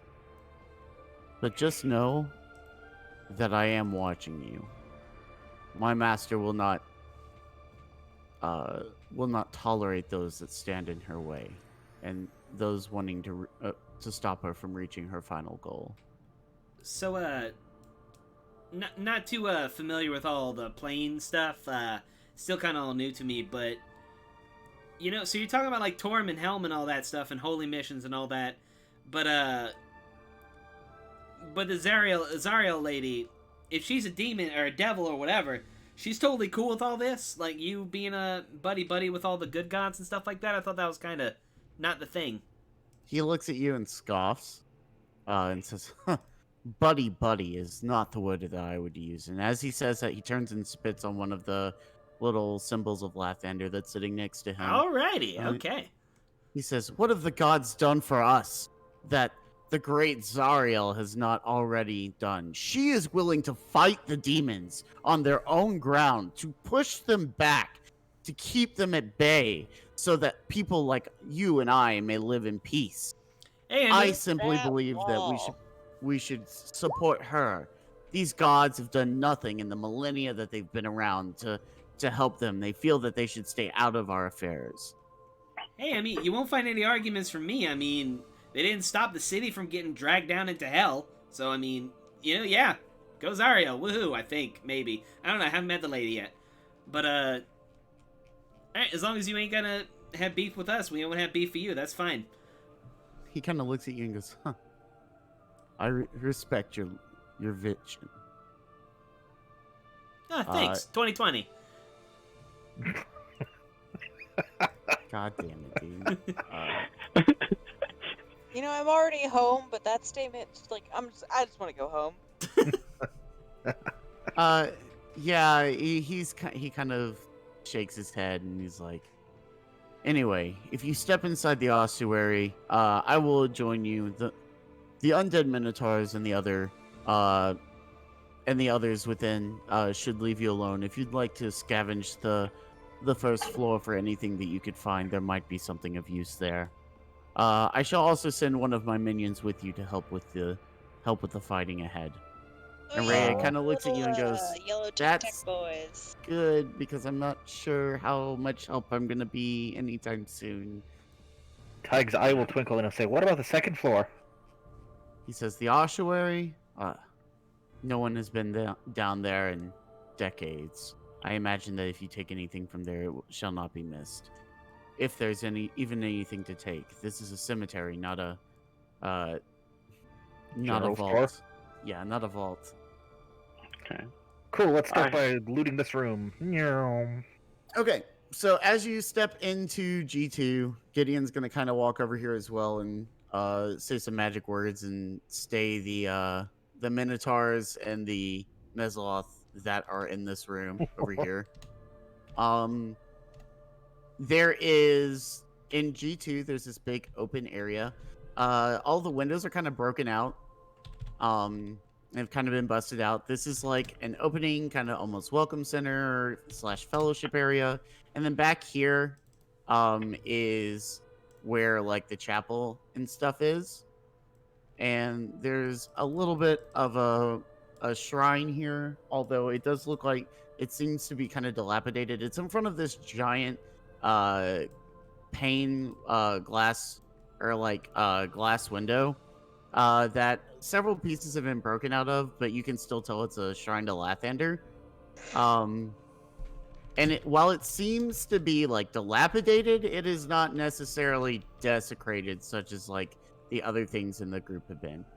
And then over here, behind these curtains, are the stairs that descend down into the ossuary, and a Mesloth is waiting here, kind of like almost as a guide, clicking its jaws together. It'd be rad if he had one of those as a butler. Rhea is gonna kind of just like prop up in the corner here, and she's like, I think I'm going to stay here." Yeah, for sure. I lower her off of my back and just try to gently put her on the ground. Prop her up. I found let's see something here. vaguely soft. So in G2, the description is the once beautiful main area of the chapel is littered with broken furnishings and splintered chairs. The stained glass windows have all been smashed, though one remains mostly intact where it's fallen whole to the floor. It depicts a representation of the god Torm placing a golden helm on the head of a man kneeling before him. And then it talks about the Minotaur skeletons that aren't going to hurt you anymore. And then the area for the back of the church over here, like back here, says the smashed remnants of fine furniture and the remains of stained glass windows are strewn across this area. Sections of one huge stained glass window remain intact, enough so that its subject can still be made out. The window once portrayed Lathander standing amid fallen soldiers, holding his hand aloft as the spirits of dead rise to stand at his side. So, I don't suppose there's anything of value or interest in this shitty place where this dude has just been scowling and spitting. You find a potion of spit. You can give me a religion check if you'd like. Hallelujah. Yeah, so as you check this, you can tell that the giant stained glass window that's still intact to Lathander is some kind of some kind of shrine almost. It seems like it radiates almost kind of like a power to it. I will quickly kind of scry through my own mind, and I'll recite some quote or passage of Lathander religion. Give me another religion check.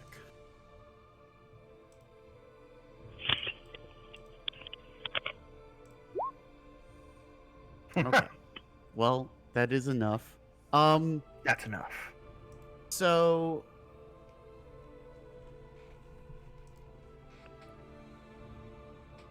do you have to use something to channel magic? You use like a weapon or a instrument, right? Yeah, technically I would use my lyre, yeah. Okay. So as you recite this mantra almost, you feel it kind of building power. And so as you do, you lean into it and start to actually kind of believe what you're saying just a little bit. And that little bit of belief is enough to kind of spark something. And all of a sudden, this bright light fills the room. And out of this light, it kind of like closes into almost like a stage light. And then all of a sudden you see something that you don't remember being there before. Sitting in front of you is a lyre, beautifully crafted out of mahogany. It looks like the strings have been perfectly tuned and somehow seem to resonate with like a magic of their own, right? Yeah. So this is a +2 lyre. Oh my god! Jesus. So all we gotta do is believe in a god for 2 seconds and we get a +2 weapon? God, your DC is is- gonna be 18 now. Oh my god, Hypnotic Gaze is gonna have an 18 DC. We're just gonna be able to do everything to everyone. And you kind of hear this ringing in my head. In your head? Yeah, you kind of hear this In your ringing- head, yep. Yeah, you hear this ringing in your head, Tig, and it's just a voice that very softly says, "Go, do what must be done." Okay, God, and I'm gonna take up my sniper rifle and I'm gonna take aim at the president. What? Did you know it's illegal to say? Please stop. We're being recorded. Stop it. Okay. Is it illegal to say? Stop it. It Isaac, is. Is it illegal for three. me It to might say? be. Stop it. Okay, Okay, With so we some won't kill the reverence, president, I will but what pick about up the lyre. Pope? Go, please stop. Yeah, and as you pick it up, you can feel the magic kind of surging from it. So yeah, this is just a straight +2 weapon.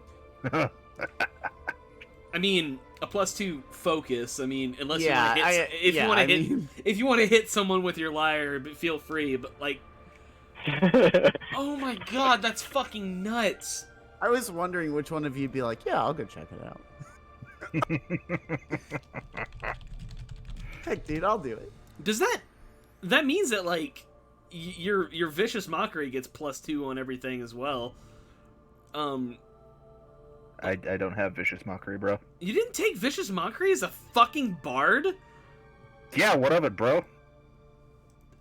God, that's like No. taking They're that's like judging you. that's like playing a warlock and not taking Eldritch Blast. That's crazy. You have a short sword +1. Kasha No. has the best shield in 5th edition ever made. Yeah, I promise I'm trying to get everybody magic weapons, but So yeah, Tyga's gonna walk back in here with everyone. He's gonna be holding up the lyre, and he's for once gonna be completely fucking speechless. he's like, "Sick new app." Gideon kind of just looks surprised, and he's like, "I don't remember seeing that." Well, maybe there's stuff I still want to stuck take around a here. turn on the believing in a god gift exchange. I mean, I believe in Tempest. Tempest is really cool. Tyga's the one specific one over there. You, Kaja, you hear a voice rattle in your head and go, "Get out!" Yeah, what? Tyg is slowly gonna gain a bit of a smirk, and he's going to say something to get into the effect of, "Yes, well, perhaps your gods aren't quite as useless as you thought now, are they?" We should just pick a god and pray then, shouldn't we? God damn it. Lulu's, this whole time, Lulu's just been standing over here next to this Minotaur talking to it. She's licking it. She's just licking it. She's like, "So, how was your day? I see you're dead. How did that happen?" The Minotaur slowly brings its great axe up and beheads itself. It's like, It hits "Oh, Lulu, this but guy you just did hear it? squeaky. Oh, you were a demon before and he raised you from the dead. Oh, that's neat." I love Lulu so much. I'm just saying. Wait, hold on. I might have something that makes the perfect Lulu noise. Tyler hates the noise, I do but hate I it. love it. I got it from the store one time. As you tend to get. Yeah, that sounds about right. Oh man. Gideon just kind of looks at you and goes, "If you would come this way, please. The ossuary awaits." I'm And he telling steps you. through Go ahead. the curtain here and pulls it to the side. She's talking to Tyg like, I'm telling you, if like Tempest could give me like a fancy hammer or something, that'd be really neat. I mean, Tempest is probably real glad with what I'm doing over here. I'm beating stuff up, and that's really kind of all he's into. Tyg will look around as if expecting Tempest to drop something off for Kaja here. Mjolnir, Mjolnir. No. Mew mew. Interplanar, fucking Amazon Express over here? No? Nothing? Okay. No. I guess Tempest is paying his attention elsewhere. We can't just name gods and get magic weapons. Name God, get weapon. I'm just gonna be like, fucking Ao the Overfather, Ao the Overfather, Ao the Overfather over and over again. All he gives Okay. me is a stark sense of disappointment, as he does. Yeah, pretty much. All right, so on we go down into the ossuary, which means that we have a change of scenery. Shut the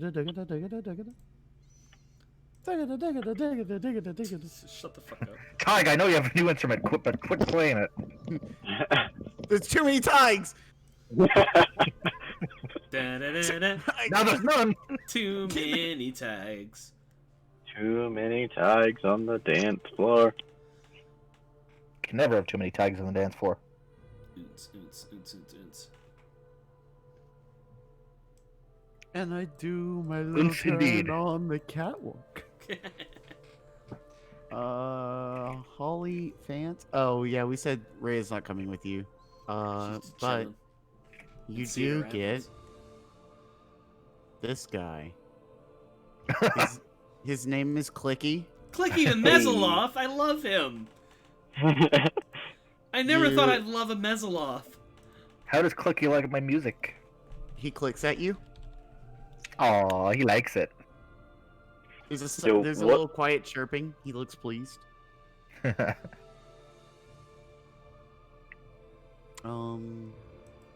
Now I can get rid of this page, and I have to pull up the other page.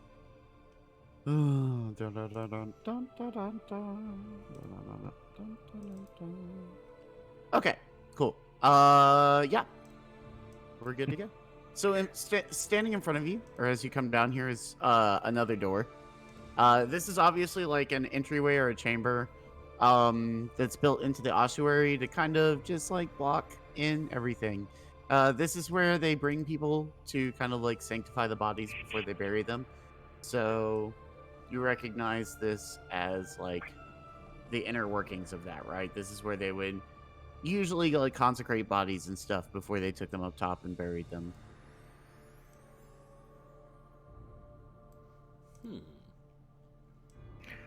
If this was any place other than a holy place, Tyg would just walk up and kick the door open. Oh my god. But, Okay, well, we have free reign of the place, so I'm just gonna go ahead and lead the way then. Alright. Boom. Open that door. Opie Okay. do. You open the door. And we roll initiative. unsurprisingly. No, no. Oh my goodness, no. I mean, wouldn't be the first time. It would in fact be the third time tonight, right? Well, you didn't roll initiative, right? But so you have 2 hallways here. Oh boy. I usually feel left, but for some reason I'm feeling right. We can just do the video. Do the video game art like dungeon rule. Always turn right. Always turn right first. Okay. Let me see here. Let No. me find the description for the room coming up. So as you go down this hallway some,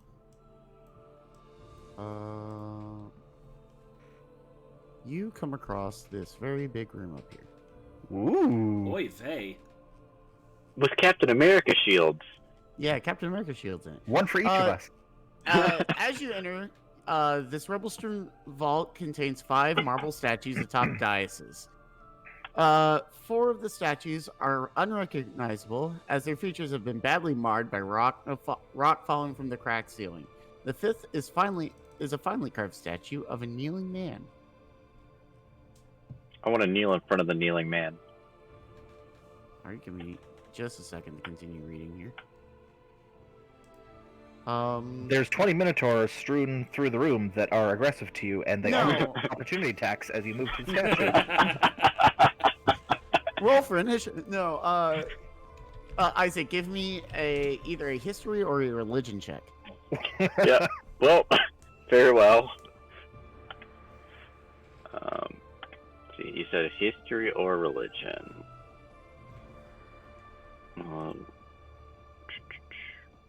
Whoop. Yeah, that's enough. So you recognize this guy. His name is Lanish Fogel. And he is like an ancient nobleman of Elturel. One of the founding members, in fact. A very, very close follower of Torm.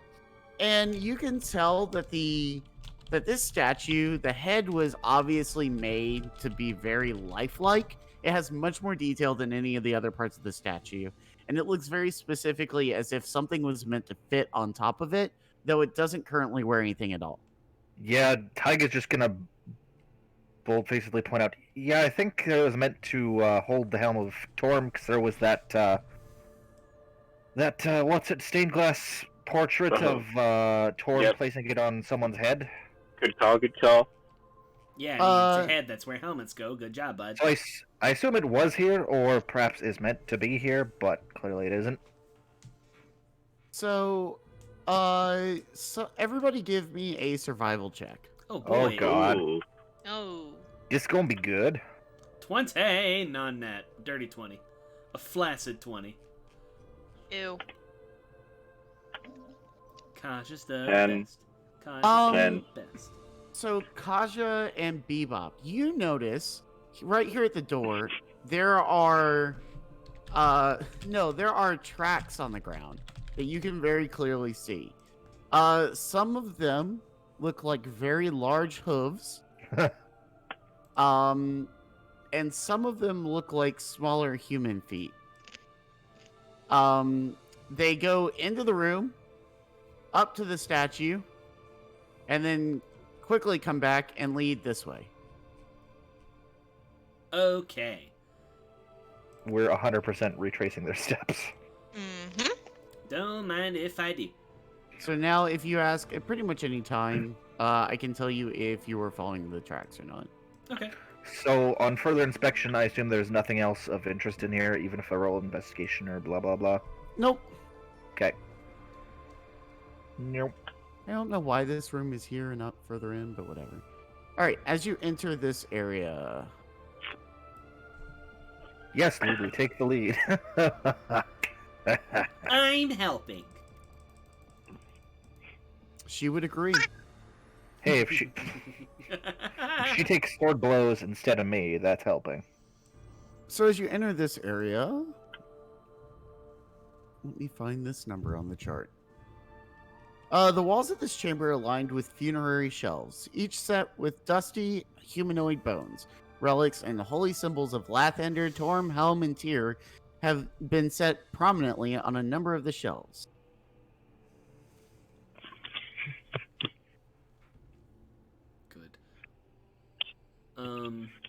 As we go along, I'm gonna take my time to like look into each of the shelves to check for shit. Like, Like I'll lag behind the party a little bit if I have to, just to be thorough. other than the holy symbols, you really don't see anything. There's nothing really of note. Could you give me an Arcana check? Ooh. D20 plus 1. Yes. Ah. So you note that these there have been runes inscribed on these holy symbols, and you imagine that they're to keep out like dark creatures or evil creatures. And that anything that lingers in here for too long that is either devil or demonic in nature is probably going to get a nasty little bite from these things. Hey, Clicky, would you come here for a minute? Where are you at exactly? I mean, I'm here, Okay. but if yeah, Clicky's gonna walk up to you and he kind of clicks at you and he's like, gives you the symbol for like what's up. uh, It Just- clicks. What's up? just to figure something out here, would you mind touching that symbol there? If you kill Clicky, I'll never forgive you. I'm just making sure they're still active, okay? Yeah. Okay. So he touches it. Instantly evaporated. No, but as he does, a purple like wave bursts out of all of the symbols at once. All of a sudden, I'm looking up what kind of saving throw he has to make. I've killed him. Whatever I have to do, I help. Whatever. so- He makes it. Whatever it is, I help him. I'll blow some potions. Yeah. So he's gonna take a chunk of damage here. It's not too bad. He dives before it actually hits him, but the wave still kind of washes over him, and he kind of gets this like sickening look on his face. So half of that would be that. So it's what? That? Yeah. So he stands up and he kind of dusts himself off, and he looks very angrily at Tig. Right, sorry about that, Clicky. Just making sure they're still active, which they are. And so you can if you tell, see any more, don't. Yeah, you can tell he the runes in this area all kind of like blink out, and look like they're maybe in like power saving mode or something.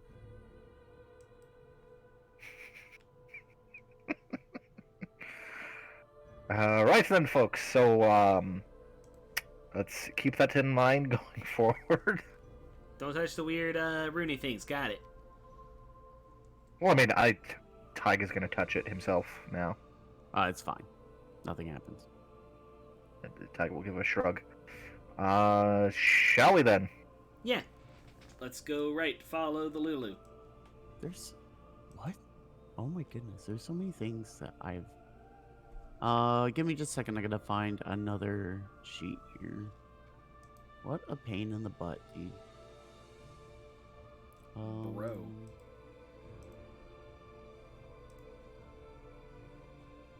Where's this stupid little thing? Oh my goodness, excuse me. Creatures and monsters, maybe?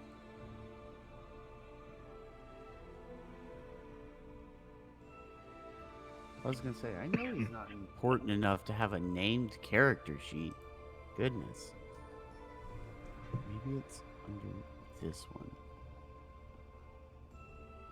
Oh, there it is. Cool. Alright. Yeah, so Lulu is gonna hop over here. Let me get back on the correct layer.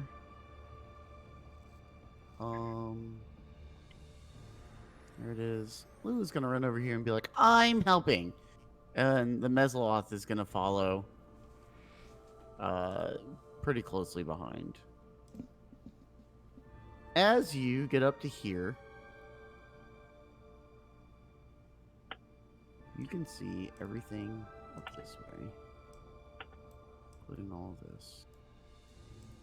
And I'll even give you all of this room here.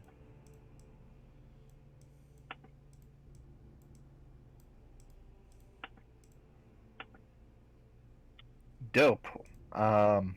Before we get too far ahead, I would like to pop in here away from the party and just check out this area. Yeah, it's just more of the same. Hey, Clicky, come touch them. Clicky just glares at you and Clicky. clicks some. Gives you the finger. Yeah, and it's just one little bug hand. This huge chamber, the one up here, specifically this one, is lined with funerary shelves along the stone walls above 6 bare daises, creating a display of dusty humanoid bones rising from the floor to ceiling.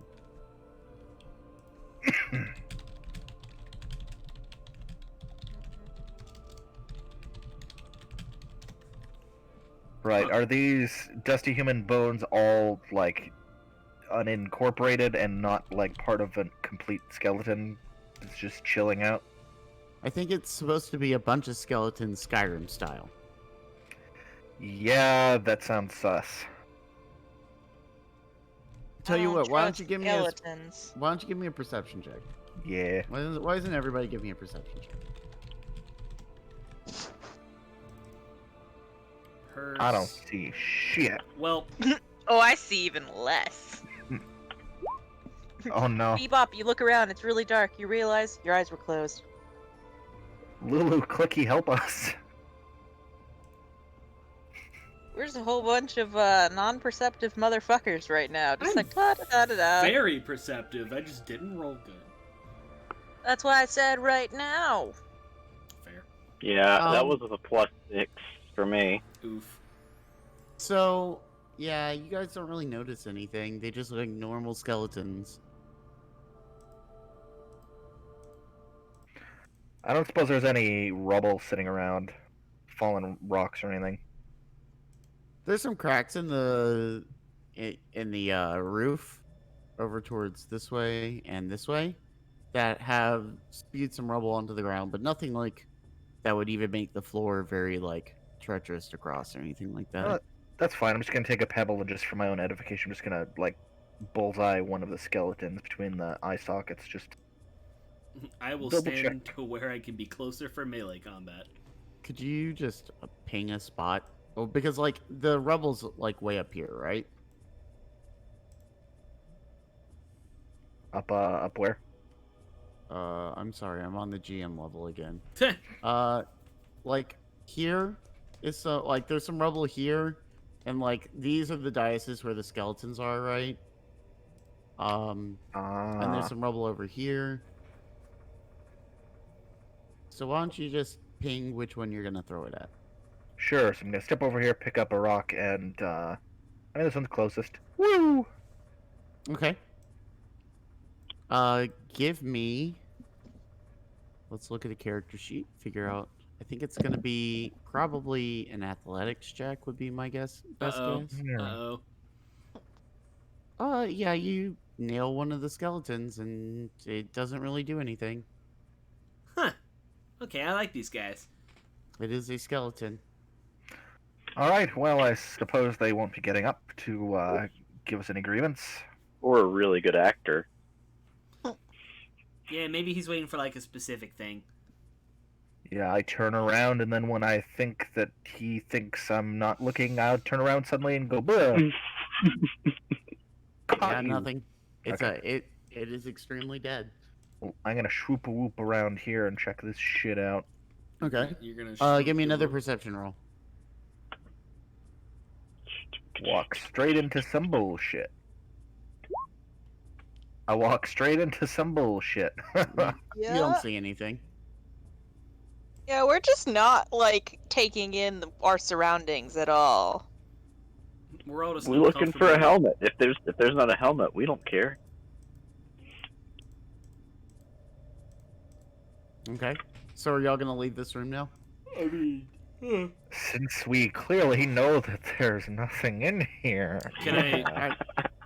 Can I As like? you're leaving, Can I as check? you're leaving the go, room- go ahead. alright, I was gonna say if you're gonna leave the room, then everybody needs to give me a perception roll again. Oh boy. I was gonna say Kaja can check for the footprints again. Just Oh yeah, the footprints are going like straight this way. 22. Okay. 13. Walker sees what we do not. Walker, as you're coming back down this way, you kind of have this moment of clairvoyancy.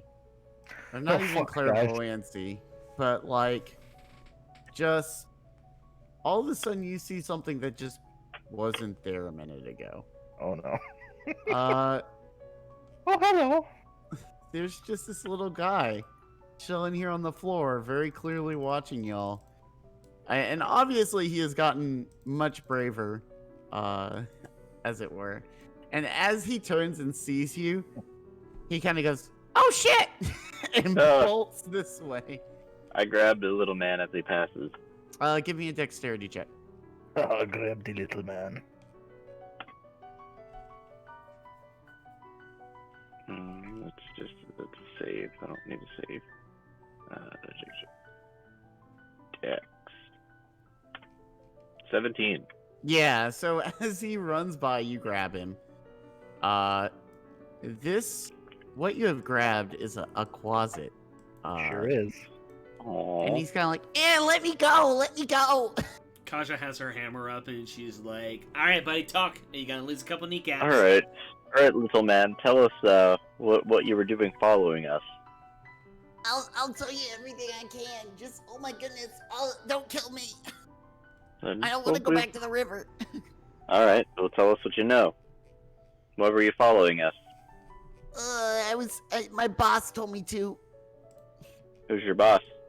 I can't tell you. He'll kill me. Well, it looks like your options are death or death. Well, I mean, he didn't work for Zariel, because Zariel's a lady. Well, he's also a demon, so he wouldn't work for Zariel. Ah, yeah, well, Kaja doesn't know that. Give me The difference is lost on Kaja. Give me an intimidation check, Isaac. Can we say that I'm say that I'm helping? Because I mean, 15 works, and that's fine. So you look at him and you go, "Well, your choice is either death or death." And he goes, It's Baphomet. Baphomet's the guy who sent me. I was told to watch here and let him know when people are coming down here. He's trying to do something in the next room, and it's something with a helmet or something. I don't know. He's trying to get more demons into Elturel. Well, that does not sound good. What about, were there some other humans that have passed through here? He's like, oh yeah, you mean those guys? I think some of them are left. The Minotaur guys probably took out most of them, but Wait, Minotaur guys took out... Do you mean like because they didn't talk to the one dude, yeah. The undead ones? undead Minotaurs. Why would we use undead Minotaurs when we have real ones? Tig will slowly nod. So, alright. So, Baphomet, does he have the helm, or is he looking for the helm? Oh, he's definitely got it. It was in the room over there at the beginning, and we kind of just knew that somebody would come and we'd be able to use it. So I took it for him, and he has it now, and he's bringing people in through the portal. I don't know how the portal works, but it's there.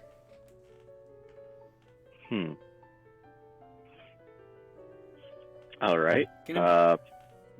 Tig will kind of look around and say, so there's a few good hiding places here. Maybe we'd like to draw out some of Baphomet's friends. Like to set up an ambush of our own for once, eh? That sounds good. Can I bonk this guy on the head? Oh, hold on. Is there ways out of the room that Baphomet is in? Little man? He said, "What? Wait, could you repeat that?" Is there any other way out of the next chamber? Oh, no. It's pretty much a one-way trip. There's just stone down there. A little bit of water, but that's it. It's really just, the portal, I guess. But the portal only comes in. And only so many people can come in the portal at once. I mean, I don't even know if actual Baphomet's here. He usually just sends his lackeys. So I'm thinking I can talk our friend here into bringing Baphomet's boys out here to look for some intruders, and we can jump them then.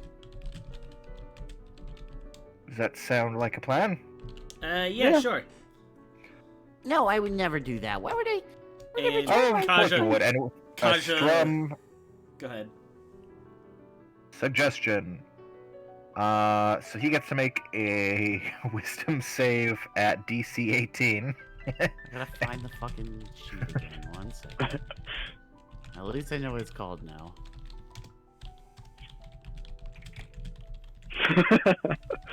Is this gonna be the whole campaign now? It's just you brainwashing people into telling you what you want them to know? Where the hell is this closet, dude? I want to put forth that, like, if ever he shows signs of not complying with what the party wants, Kaja does raise her hammer up and threaten to bonk him. So suggestion. Activity sensitive magically influence a creature you can see within range that can hear you and understand you. The creature can't be charmed or immune. Well, it can be charmed. A wisdom saving throw, huh? Well, he definitely fails that. There's what I tell him to do. It's not unreasonable for him to go call for backup.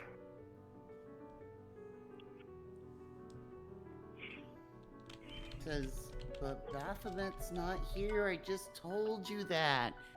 Just the guards for the gate until the gate opens. Then let's replace Baphomet with the guards. Okay, so to get this clear, Baphomet's not in there, but the helm is. Says, yeah, the home's gotta be in there. How else are we gonna open the thing?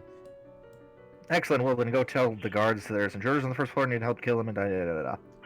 It's okay. What do as I say? He's gonna kind of lumber off this way. I will give you a few minutes to prepare yourselves Gonna get before. prime bonking distance. Clicky's gonna like step this way around the corner some. Lulu's like zipping around like an idiot.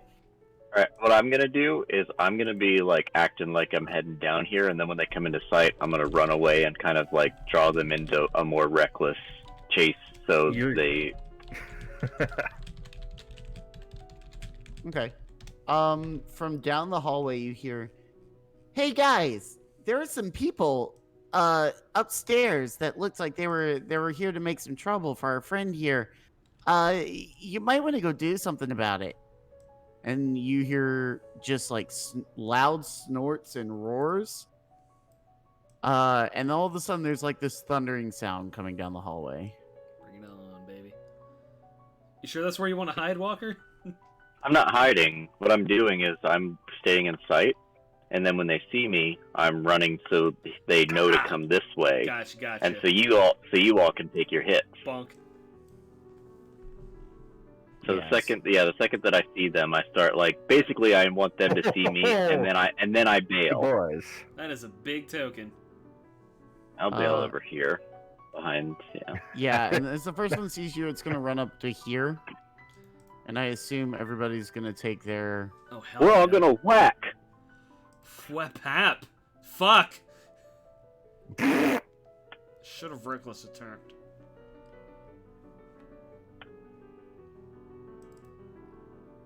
How much do I want to put Lulu in the line of fire here? Is this with advantage? I imagine it's not, but Yeah, no, I don't think it's gonna be with advantage. I'm actually witch bolting. Okay. Witch Bolt's such a good fucking spell. I believe a 24 definitely hits. I don't need the Minotaur skeleton. I need actual Minotaurs now.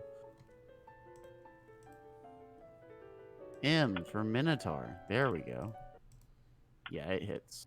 Oh yeah, and a firebolt from Babop as well is totally possible. Baboop.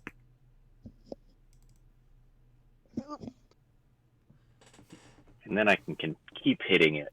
Go whack, whack, whack. Is Clicky gonna do anything? Yeah, he'll make an attack in just a second, but I'm working on initiative right now. I go get a drink of water very quick. Be right back. Why doesn't it let me do it?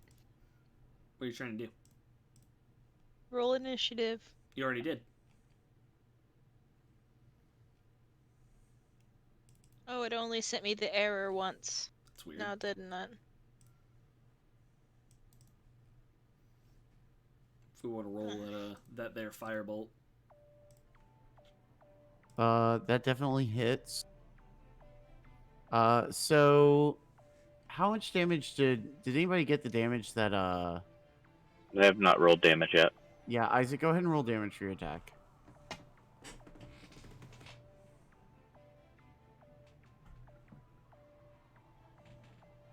The 11 lightning damage. Kapow, kapow. Mizlof's gonna miss. You're gonna deal 11 lightning, which I'm pretty sure the Minotaurs definitely don't have. Yeah. Okay. That's the nicest thing anyone's ever done for me is not giving the stupid guys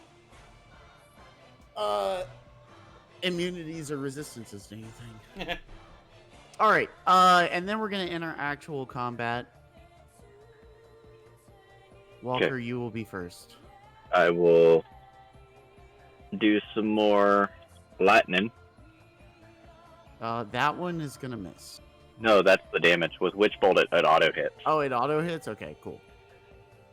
Yep, I just choose to make it take a d12 of damage for an action.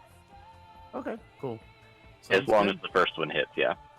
So then, after that, I will disengage, quote unquote. I mean, random, whichever cunning action, it doesn't really matter. Just a cunning action, so I can do bolts from the grave. And that will be, let's see, spell attacks plus 8, so.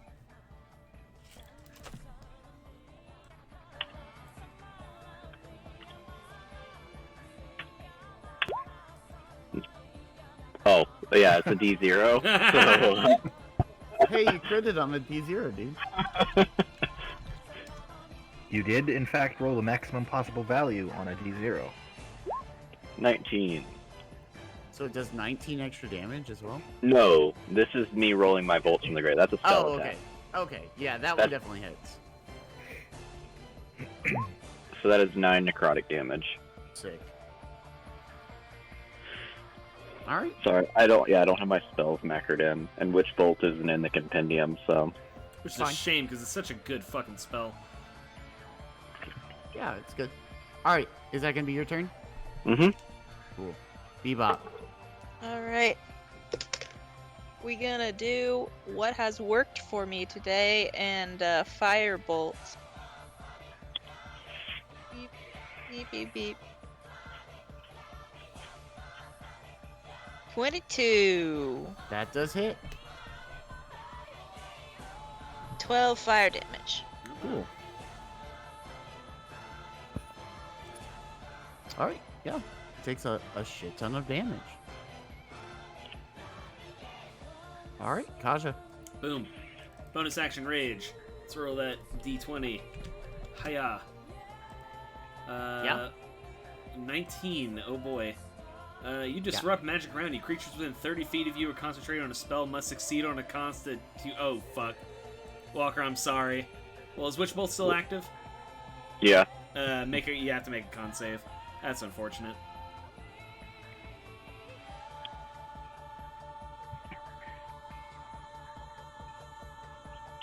Oh shit, that might be Ty. Well, Tyg isn't within 30 feet of me. Fuck, I'm sorry. It's okay. I'll make up for it by hitting things really hard. I'm going to... Wait. Hold up. Wait, boys. Yeah, what the fuck am I doing? I'm gonna cast Fireball. Yeah, Would you like to give me a place that you'd like to cast that fireball at? Yeah, if it's a 20 feet radius, let's see. It's gonna be centered on this here little square here. That pillar, yeah. Yeah, so where it Bottom hits, closet. yeah, hits all three of the Minotaurs and the closet, but none of us. Yeah. So what saving roll did saving? It's a thing dex did it- save. Yeah. All right. So one closest to you fails. The second one fails. The third one. Does a 20 meet the dex save? Let me double check the shield's dex save. It's a, let's see, it's a DC 21 because it's fucking They ridiculous. literally cannot make the save. Oh, that's amazing. Yeah, and the closet super fails, so it's just dead. He'll never like, be able to finish I the knew order I this was gave him. gonna happen. Yeah, 37 fire damage against all those guys. Ignore the rage damage. Yeah, so the one in front of you just burns up. Jesus.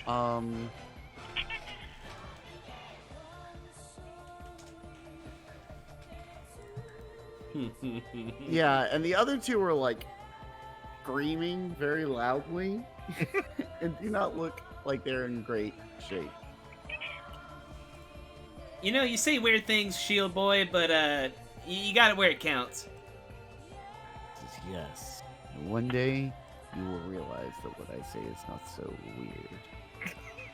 I don't know why that fucking. Oh man, that's good.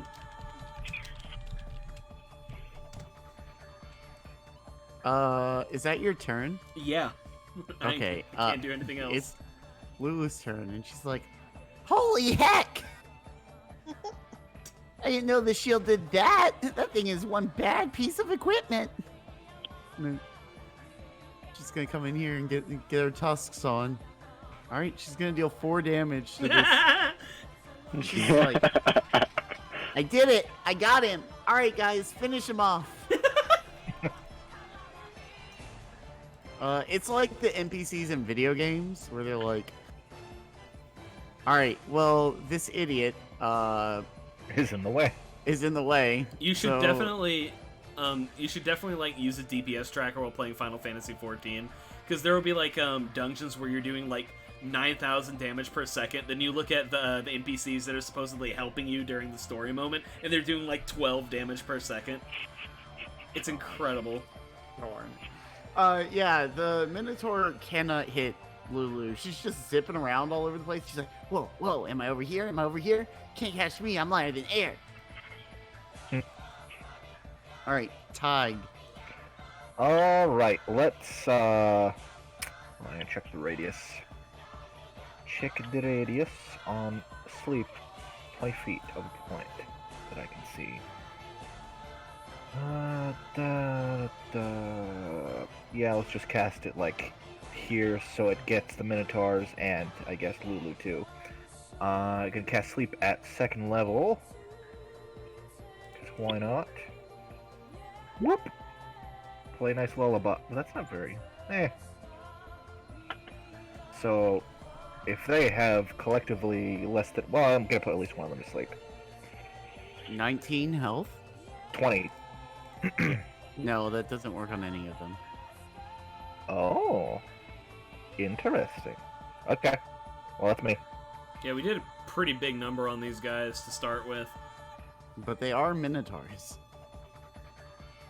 All right, the Mesloth, Clicky, is gonna click his way up here and into our hearts. And he's gonna do his 2 attacks for turn. He's gonna hit him with the claws. He crits. Hey, Clicky. Clicky with the crit. My man. And then he's gonna hit him with the trident.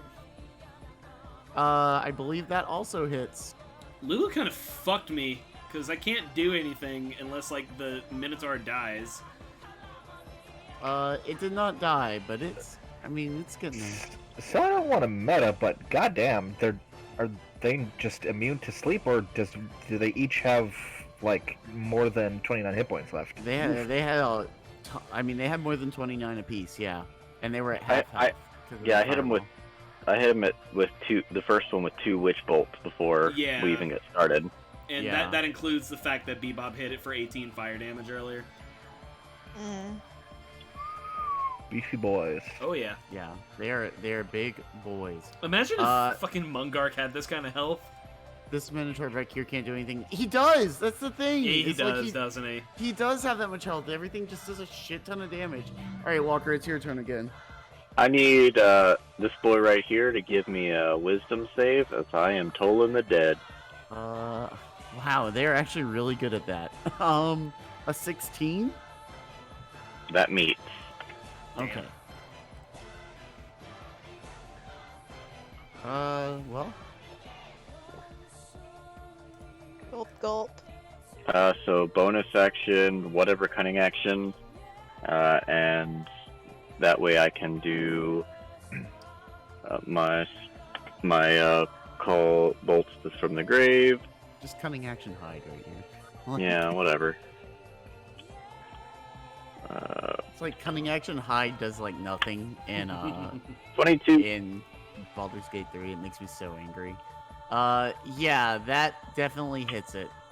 15 necrotic damage. Yeah, as you hit it, the light in this one's eyes just kind of flickers off, and it just kind of slumps over Yes. dead. All right, beep boop. The last one. Down this Alright. hallway. You are gonna have to like meander down this way. Yeah, we're gonna meander down that way. And we're gonna mosey on down with a firebolt. Poo poo. Where do you want to move to? I guess I is got there. Okay. Yeah, Tyler's gonna be in charge of moving me, kind of like going back and forth between all these tabs. 21 does hit. 10. Not bad. Yeah, you hit it, and it's already been burned once, and it's got some more scorch marks now. And it's, I think it's just kind of scarred by all the fire that's going on. Like, Please stop. it's like, please, no more. All right, Kaja. Yeehaw. Y'all know what it is. Ravioli, ravioli, give me the formuoli. 23 to hit. When you're raging, so that's 6, 7, 8, 6, 12, 14. 14 day. Yeah, that does a heck ton of damage. And, oh yeah, I can do that twice. I'm a barbarian. What the fuck am I doing? At 12. That misses. Wham. Go, Lulu. Finish him off. Lulu's gonna zip to this corner over here. And whack him. She just spins like a top. Whee! This Minotaur is gonna attack you, Kaja. That's fine. It misses. Tink. Tig. Right. There is one Minotaur left.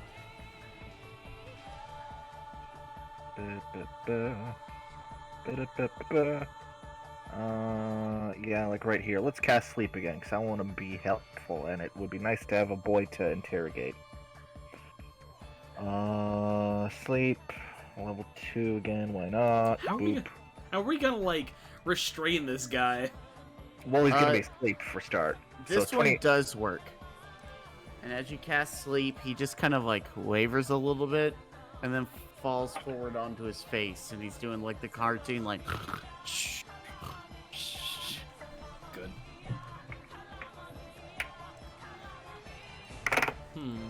Right. Zero sleep. Like, how is there not like Z's for sleep? That's strange.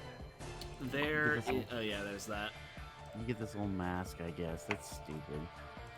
He's wearing a ski mask. He's breaking into somewhere.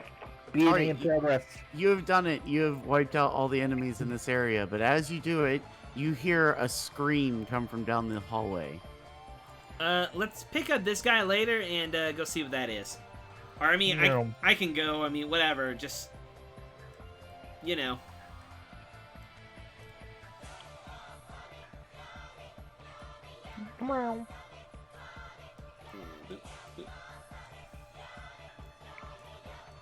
I can get rid of some of these. We're gonna close this one. Oh, hey, Keith Richards. Not Keith Richards.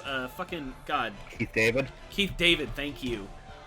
Well, you've gone from somebody who I do know who he is to somebody who I don't know who he is. Keith Richards is a musician. I know who Keith Richards is. Who's And Keith also- David? Keith David is the voice actor of Admiral Anderson in Mass Effect. Okay. Keith Richards is also a white man, so Yeah. Keith David is a black man. Yeah, though that Yeah. would be a big difference in comparisons. He's 'cause I'm also he's the Arbiter in Halo. He's the Flame King in Adventure Time. He always sounds like this. This is Kevin. This is He's Keith a Flame David. King?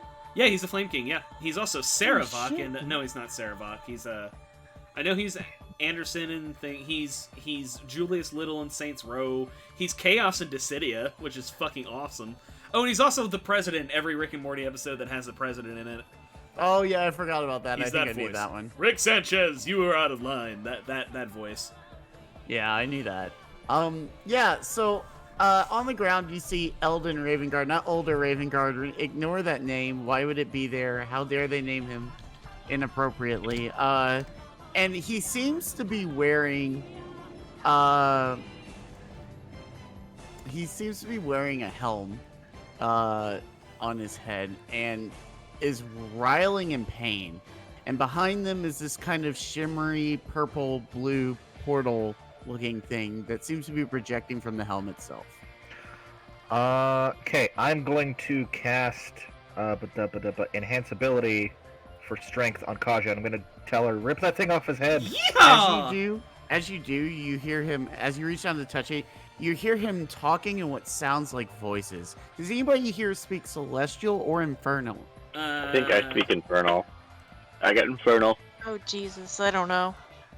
Okay, so you can make out parts and pieces of what he's saying.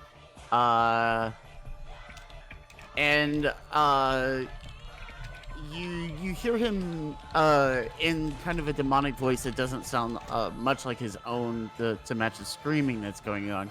You hear him say, "Yes, give in to me. Give in to the hate. Open the portal." And then Do it. very clearly, yeah, do it. Very clearly in another much more powerful, demanding voice, but quieter in the background. You hear something speaking in a language you don't understand. Give me a. I imagine it's just gonna be a strength check, but.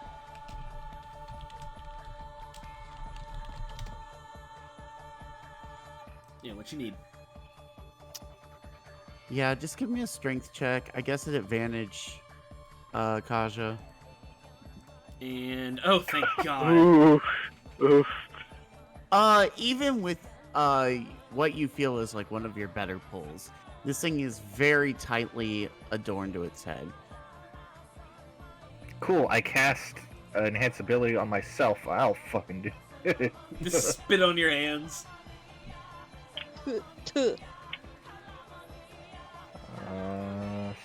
Strength. You do that? Would you like to give me an Arcana check? Nice. I heard Arcana. Arcana! Yeah, so with a 15, you know that this thing is not coming off. How much do I know about Mezzaloth?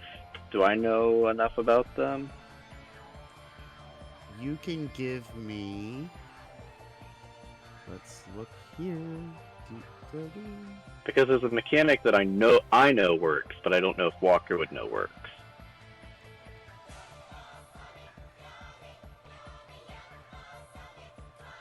Give me. Would it be a nature check, maybe? That's fair, because I'm bad at those. Here's an idea, too. I mean, I don't want to spam actions here, but at some point, I just want to cast enhance ability on the dude to give him advantage on wisdom checks if the thing he needs to resist this, maybe? 19? On a complete hunch. And, so That 19 on my... Yeah, Tyke, that doesn't seem to do anything. Walker, what is it you're trying to find out if you know? If I know... No, I'm not gonna meta that hard. Sorry, I take it back. I know that Mezzaloths know Dispel Magic, Oh, okay. but I won't meta that hard. Is this Mezzaloth even at a high enough level to know Dispel Magic? That's a great question. I wish that the Wild Soul Barbarian got Dispel Magic. Yeah, dude, let's just break every class wide open. Dispel Magic is a normal-ass spell.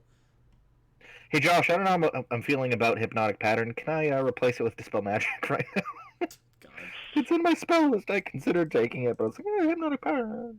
Hypnotic Pattern has... Oh, it does have Dispel Magic. Hypnotic... Yeah, I was gonna say, Hypnotic Pattern has trivialized, like, 2 encounters for us so far. Don't you dare get rid of that.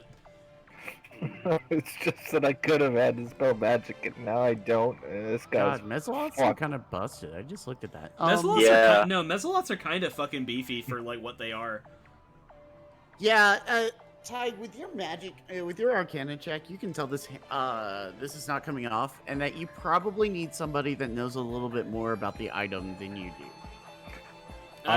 Someone go downstairs and grab, like, Zombie Boy.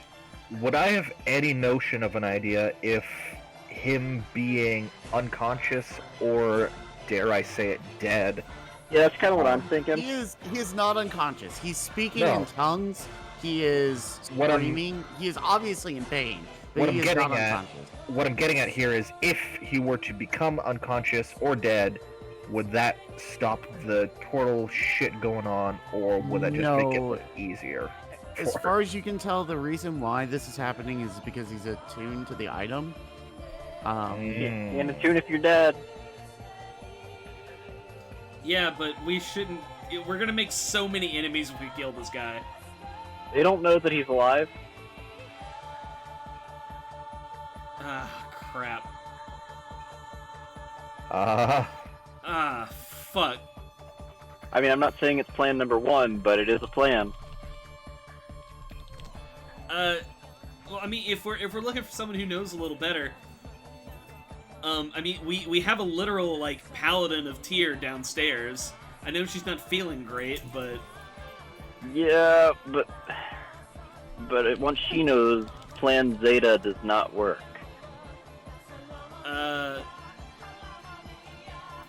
Lulu's like, we could at least ask Rhea. Maybe she knows somebody.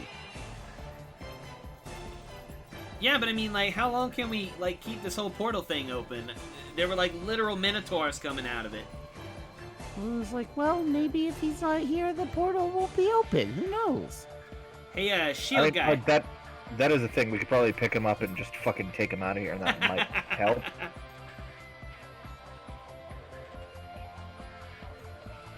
Yeah, I guess we could do that. Ooh, wait, ooh, no. Oh, wow.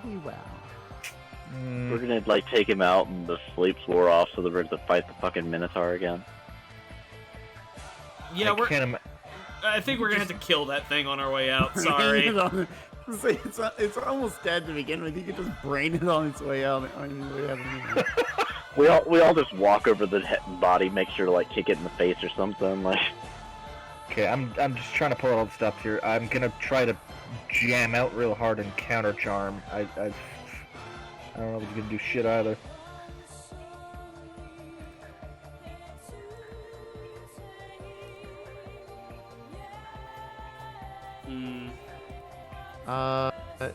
No, it does not seem to do anything. It does for a second seem like the spell flickers a little bit. And long enough for Eldon to kind of, like, shake his head and realize there are people and be like, help me. And then he just kind of falls to his knees again and starts screaming. I say we pack this dude up and just, like, yoink him. Like, let's just fucking go. Or, wait. I know. Lulu! The anti-magic thing! Do it! Oh! Yeah, Lulu says, okay, yeah, sure. Clever lad. And so she turns on the anti-magic field, and for a little bit you see the portal behind it sputter and die. And Eldon manages to very slowly come back to his feet. Okay, let's yank the thing off his head. Oh yeah. Yeah, give me a strength check. Ha. Okay, Yeah, I want to. I will expend another rage if I get advantage. Like, I don't care. All right, I'll let you expend the rage. Concentration. I still have advantage on strength. I'm technically have to roll on the thing. Damn it! What if rolling a 15 on the chart was like, you specifically remove any helmet? That's an odd wild magic table item. God. What does a 15 do? Creatures within 30 feet of me have to succeed on a wisdom saving throw. Or they become frightened. So since you're standing within Lulu's bubble, okay, yeah, thank you. Your wild magic just kind of dissipates. Okay. Oh shit! Well, I guess I would. Ty, roll it. Yeah. You rolled a 20. Yeah. So that's just barely enough to wrench the thing off of his head, and you hear like this hollow popping sound as it comes loose. And you feel like anything less than that probably wouldn't have been enough to get there. Almost like like there was a number set that you had to meet exactly, and you did it. Like, I loosened it up for you. Specifically said you needed to go back and talk to somebody at the cathedral to get Eldon to find out that you had to cleanse him to take the thing off, and that you've now circumvented that by, I don't know, just having a magic elephant, throwing things at the wall until they stuck. Hey, that was fuck you. That was clever. You can't act like it wasn't clever. D&D is all about throwing shit at the wall, and that's why you're not walking back to the cathedral right now. I mean, to be fair, if I knew what was gonna happen at every single encounter, why the fuck would I need you? Right? Hey, exactly. At least it's not like the first 3 sessions of Candlestick, like old OG Candlestick, where everybody rolled for everything. Yeah.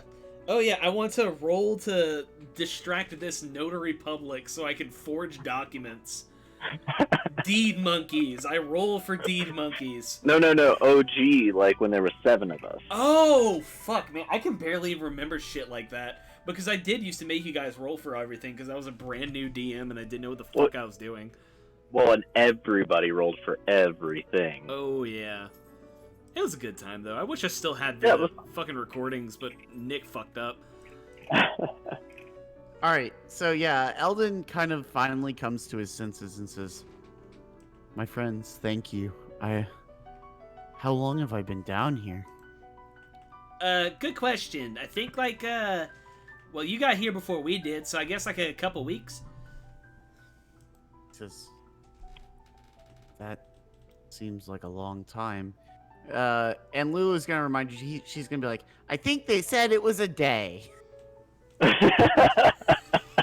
Remember, because Gideon was literally like, "Yo, remember? He came down here yesterday. Hadn't seen him since then." Whoa, did we? Oh, you mean like here? I thought you meant like in Avernus. He said, "Yes, I meant here, coming for the helm." And he kind of looks at it and goes, "Do not put that on." Yeah, well, some kind of like holy relic thing, right? Like, wow, you kind of just it didn't do you no favors. He says it was supposed to be a gateway to Torm, a direct line of contact, but I guess crossing into Avernus, it's become corrupted. Baphomet was able to reach in and use it as some kind of portal, trying to worm his way into Elturel itself to push his demon hordes through. I'm just glad you came when you did. Yeah, you're welcome. We were sent by a whole lot of people to come grab you. So many people that I'm kind of forgetting who did. Faria. Yeah. Well, I mean, like, not only that, but we've been, like, told to, like, find Elton, like, by people in Baldur's Gate at this point. You know, there's a couple people. Yeah, Eldon. Yeah, Eldon's pretty popular. Clicky is gonna look at you, Walker, and click at you, and then run off this way. Oh, I want to follow Clicky. No, Clicky's gonna look at you and be like, "No, don't follow me. You Stay with your stay, friends." I follow. No, You don't do stay, it, Clicky. I go. Don't do it, Clicky. It's gonna run off this way, and you're gonna have this conversation. By the time you get done, Ray is gonna show back up and be like, "The bug sent for me." Oh, okay. Okay, I thought Clicky was being a hero. No, if Clicky's just being a... Okay, that's fine. No, Clicky's just doing his job now. Clicky's my next character. Clicky the Mezzalon.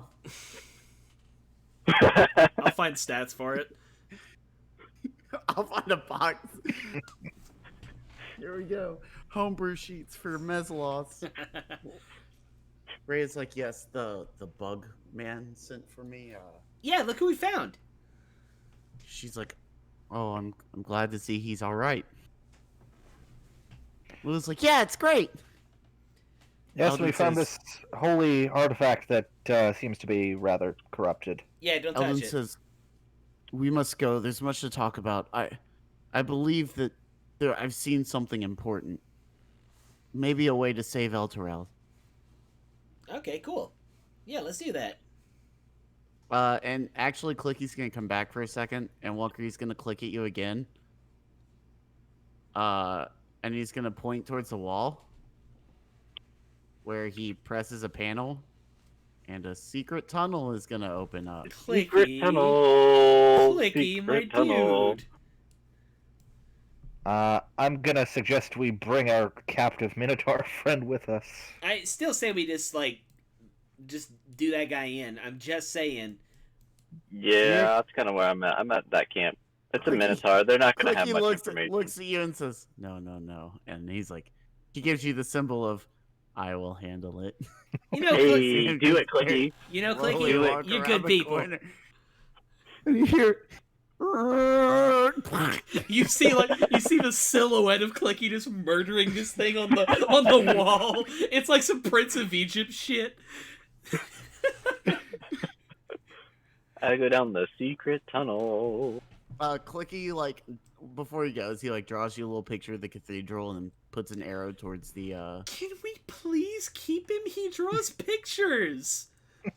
No, you cannot keep the Clicky. Mezzalon. Clicky is Clicky's my charades partner. Clicky Um, is like Clicky. No, for an is- evil bug guy, that guy's not so bad. Clicky is technically a valid candidate for a warlock patron. I just want everyone to realize that. Before God. we Clicky salutes you at the end of the hallway. Oh and my then god, walks stop out. making me love him even more! He's just a bug doing his job, man. You can't. God, he's fault doing him a for that. goddamn good job of it. Tig's gonna pick up the helmet and say, so before we leave, if this goes back to the cathedral, before we leave, you might want to ask Gideon up there a few questions, such as, is he gonna look at the helmet here? So if this thing was meant to create a portal, does that mean, does it seem safe to bring this back with us? Should we put it back on the statue or whatever? Eldon says, first, I feel that probably we should not engage Gideon the way he is now. Something tells me that if we go up there, he's not going to let us leave without a fight. Well, that's weird. He You seemed want- like he was pretty chill earlier. He What wants makes that you say helmet. that? He says, and Eldon kind of looks at you and goes, he was fine with you killing demons, but is he okay with you fighting hordes of devils to try to free Elturel from the grasp of Zariel? Do you think he hasn't seen through the plan? You brought a holly font with you. You know, I'm And he kind was of like, I am here. I kind of don't know why he didn't say anything in the first place. Honestly, I'm kind of confused. You know, because Eldon, go ahead. Eldon shrugs and kind of looks at you and goes, he's probably hedging his bets. He figured if he sent you down here and you died, then that was a problem dealt with. And if you lived and fixed the demon problem for him, then it's a good payoff for him. But there's Uh, nothing to say that he won't kill you and add you to his horde. Oh, I'll kick his ass. Oh, I'll kick his Then- ass real good. Perhaps Araya should see you through this tunnel while we go talk to Gideon, as I don't think it's worth the chance of bringing something back to your people that might open up a god's damned portal in your basement. He says, I wouldn't worry about the helmet. It needs to stay with us so nobody else can use it. But as long as it's not attuned to anything, it won't work. Besides... Roll insight on how sure of this guy is. It's a little... Okay. Let's give it to. That's not even you the right want- roll. That's a history roll, friend. I was about to say. Oh, shit. There we go. So you can tell that, I mean, Eldon had the helmet on. And he knows pretty well how it functions. It's kind of like, to give you an idea, it's kind of like having the stone of galore attached to your head, right? Mhm. You know how it functions and everything. It wasn't attached to Rush's head. Rush wore it in a turban. I mean, same difference. God. Oh, Same that was some difference, good but shit. it's the same way of being attuned to that. You know exactly what it does. You just don't have any control over what it's doing. And Eldon kind of looks at you and goes, the true purpose that it has is communing with Torm, and I believe Torm gave me a vision of something we might be able to do. Tell me, have you all heard of Zariel? Yes. Yes, couple times. supposed ruler of Avernus, yada Aye. yada, Aye, was that's- some sort of hero, but turns out she's, I don't know. That's true. Well, at least partially. She is the ruler of Avernus now, but at one point she was a patron saint of Torm, one of his angels. She was known for her ferocity and want to destroy the demons and their kind. But Torm forbade her from going into war with them.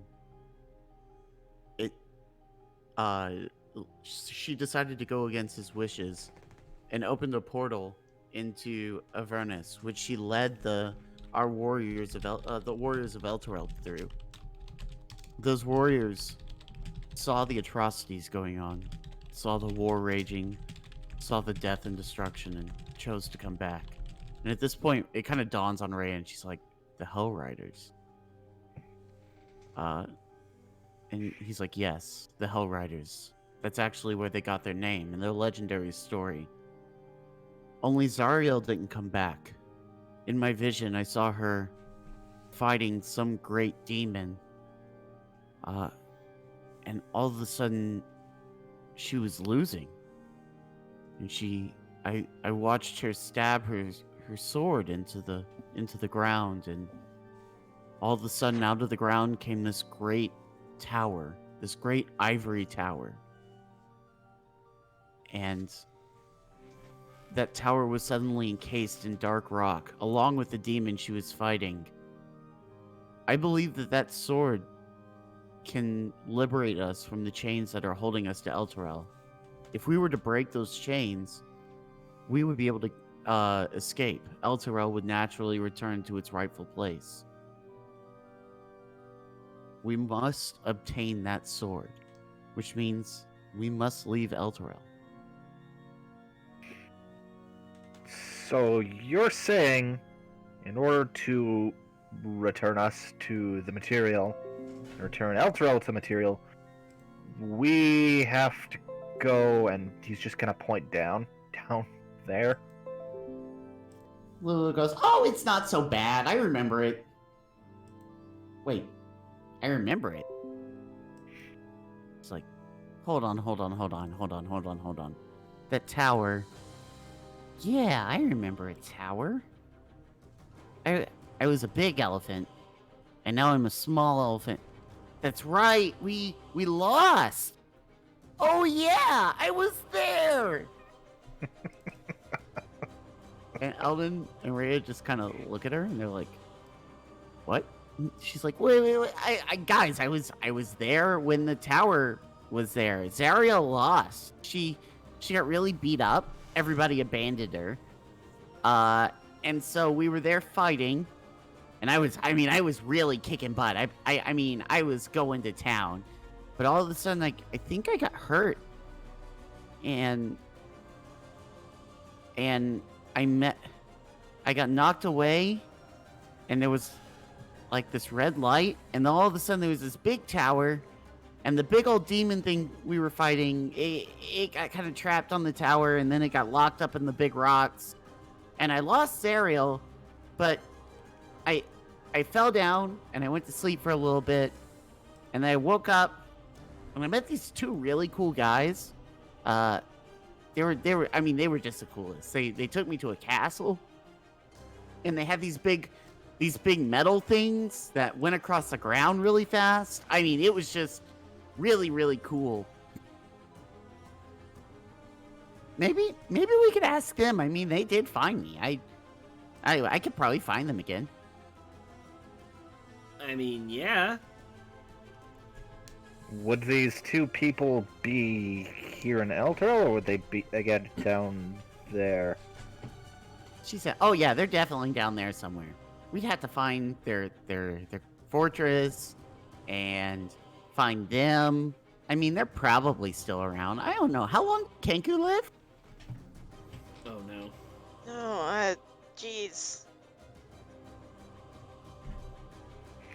Right, well, I know a certain spell that can help us fall all that way without dying. But, let's just go back to the cathedral and talk this thing out. I don't much fancy being down here any further. She said, "Okay." I think it's Nelvin's probably like, I agree with you. probably a good spot to end it. Yeah, so y'all are headed back to the cathedral here? I swear to God, if there's some bullshit like, oh no, you guys bring the helmet back, and later it becomes bullshit portal, it's gonna be so fucking pissed off. Crab. Oh, this is the wrong... This Crab is the battle. crab people. I don't want crab battle, I want this one. Oh God, what are these? Oh, these girls getting thick. Stop it. Oh, did you not Stop see it. this earlier? What the fuck? He complained that they weren't different enough. I did complain about it.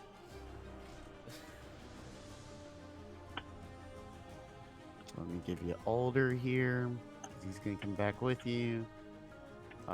Rhea's here. She's definitely staying here this time. She's like, now I'm here to rest. Wow, casting that at 9th level didn't do very much. Okay, so you want to call it here? I think so. We're going a little bit over. Okay, then I do have a request. Brandon, since I know that we, are, in the middle of something with Daros, but would you be okay with doing another week of, Avernus next week, just so that we can get done with this chapter? We are literally at the end of chapter 2, going, into chapter 3. So there's, maybe one more thing in chapter 2, and then we'll be in chapter 3. So...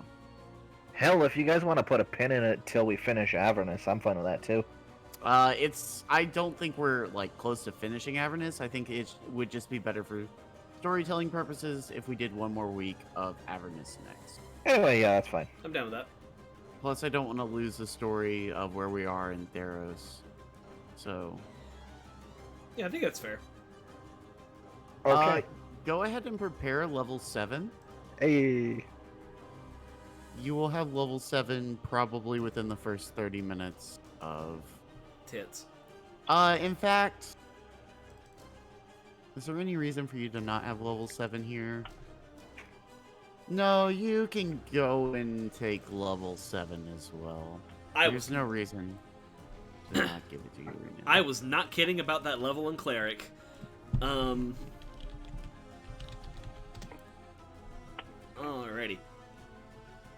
But now you're taking it after someone's already found the hidden religious yada yada blah blah blah. It's fine, I'll talk to Josh about it, but Kaja now has 1 level in War Cleric, which means she can hit 3 times per round now. And granted, it's only something she can do once, every short rest, but still.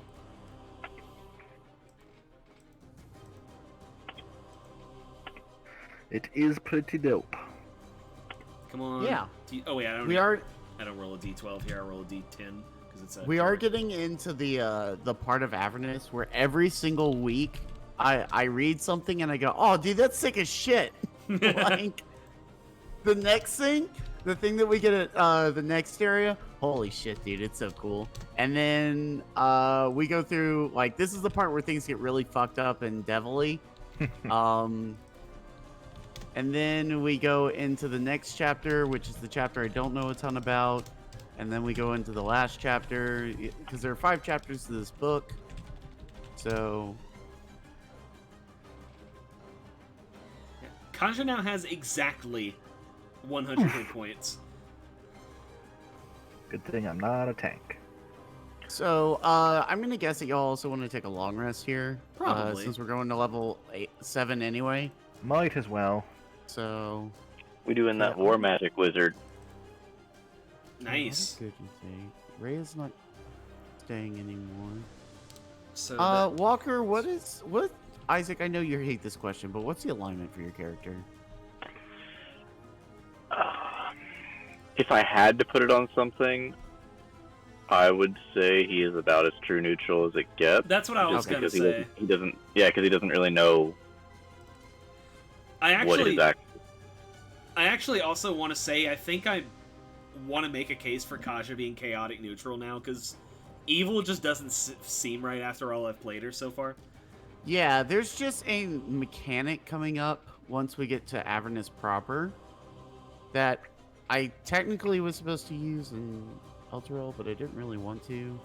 Can I make the? I don't want to run this by you before I do it, but can I run it as like traveling in a group has softened Kaja up to being super like independent? Because that's kind of this is like our first time traveling with people outside of. Yeah, maybe you're just not as punchy anymore. Like you're not willing to. Oh, jump she's still into things. extremely punchy. You're but just you're maybe willing to talk about things before you punch things now. more into being around people.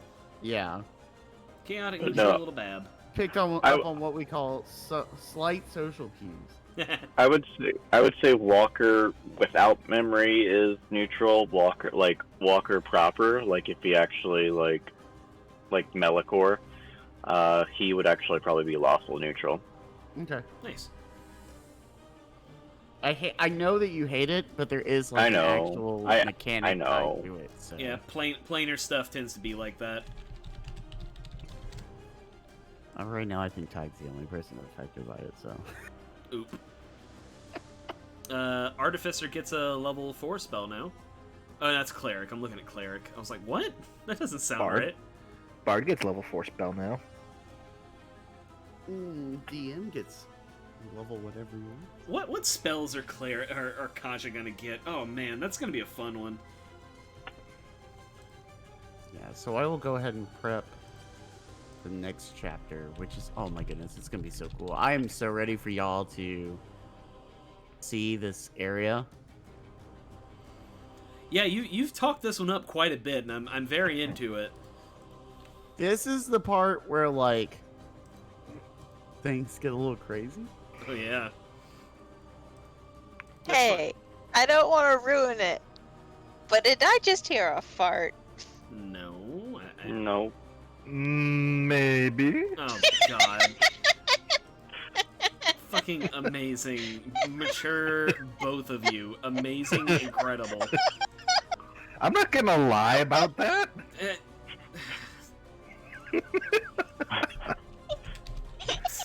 The lady. You'll asked notice. the You'll question notice and this I is the hard. answered. You'll notice this is the hardest she has laughed this entire session. I can see her already, like just giggling like a fucking idiot. Yesterday I laughed like this when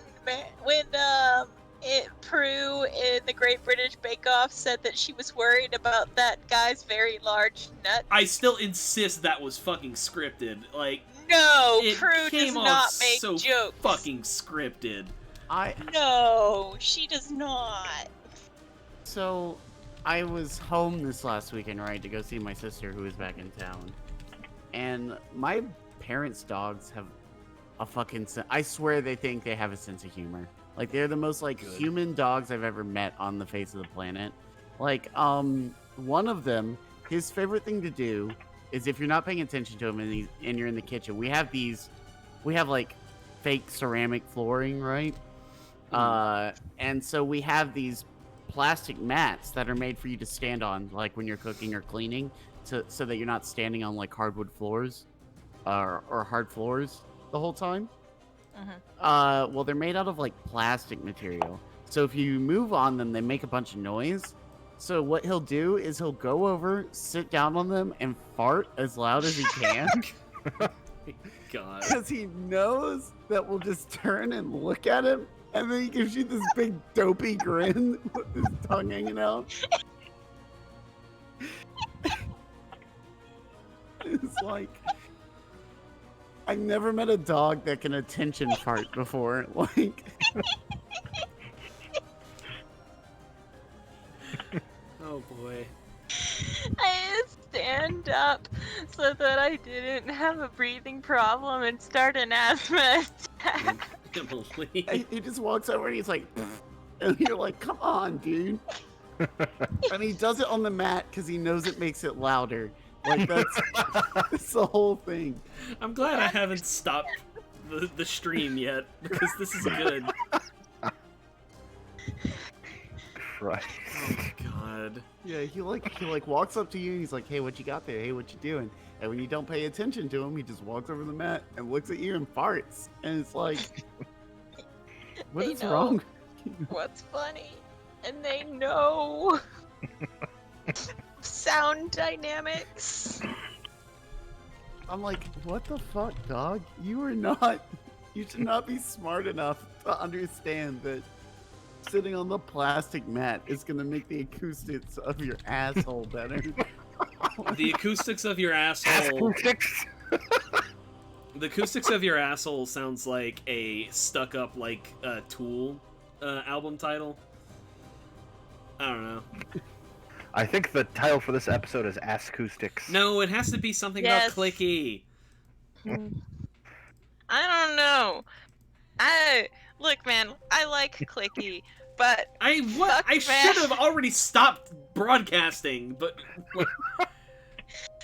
look, fart humor, poop humor, butt humor. yeah, I that know, is Emily. where I live. I know. Like my uncle made like a poop joke right at the table in the middle of Thanksgiving, and the only person who was mad was my grandma.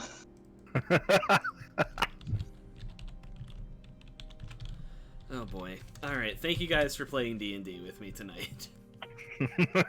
My pleasure. friends. Oh boy. All right, y'all. I'm going to head out. Yeah, same. Good night. Tyler's just mad because he doesn't find it funny.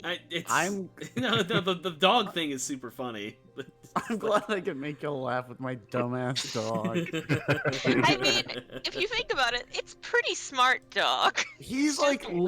literally the most intelligent pet we've ever had. Like the Labradoodles seriously are way too smart for their own good. The things that he uses his intelligence on, baffling. His other favorite thing to do is he'll pull off the other dog's collar and go and hide it in the backyard. A, because he knows it pisses us off and makes us go outside. And B, because he knows that she will get out and run around like in the front yard and stuff. And I'm pretty sure he's like, get stolen, bitch. Like,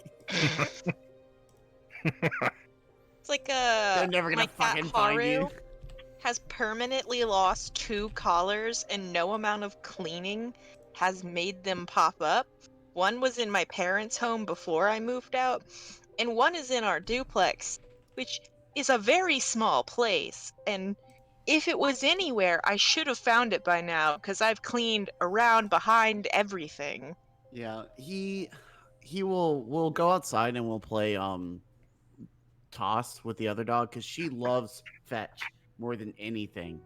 But we got to the point where you have to take 2 balls outside to play fetch because you'll throw one, he'll beat her to it because he's younger than her, and she's getting old.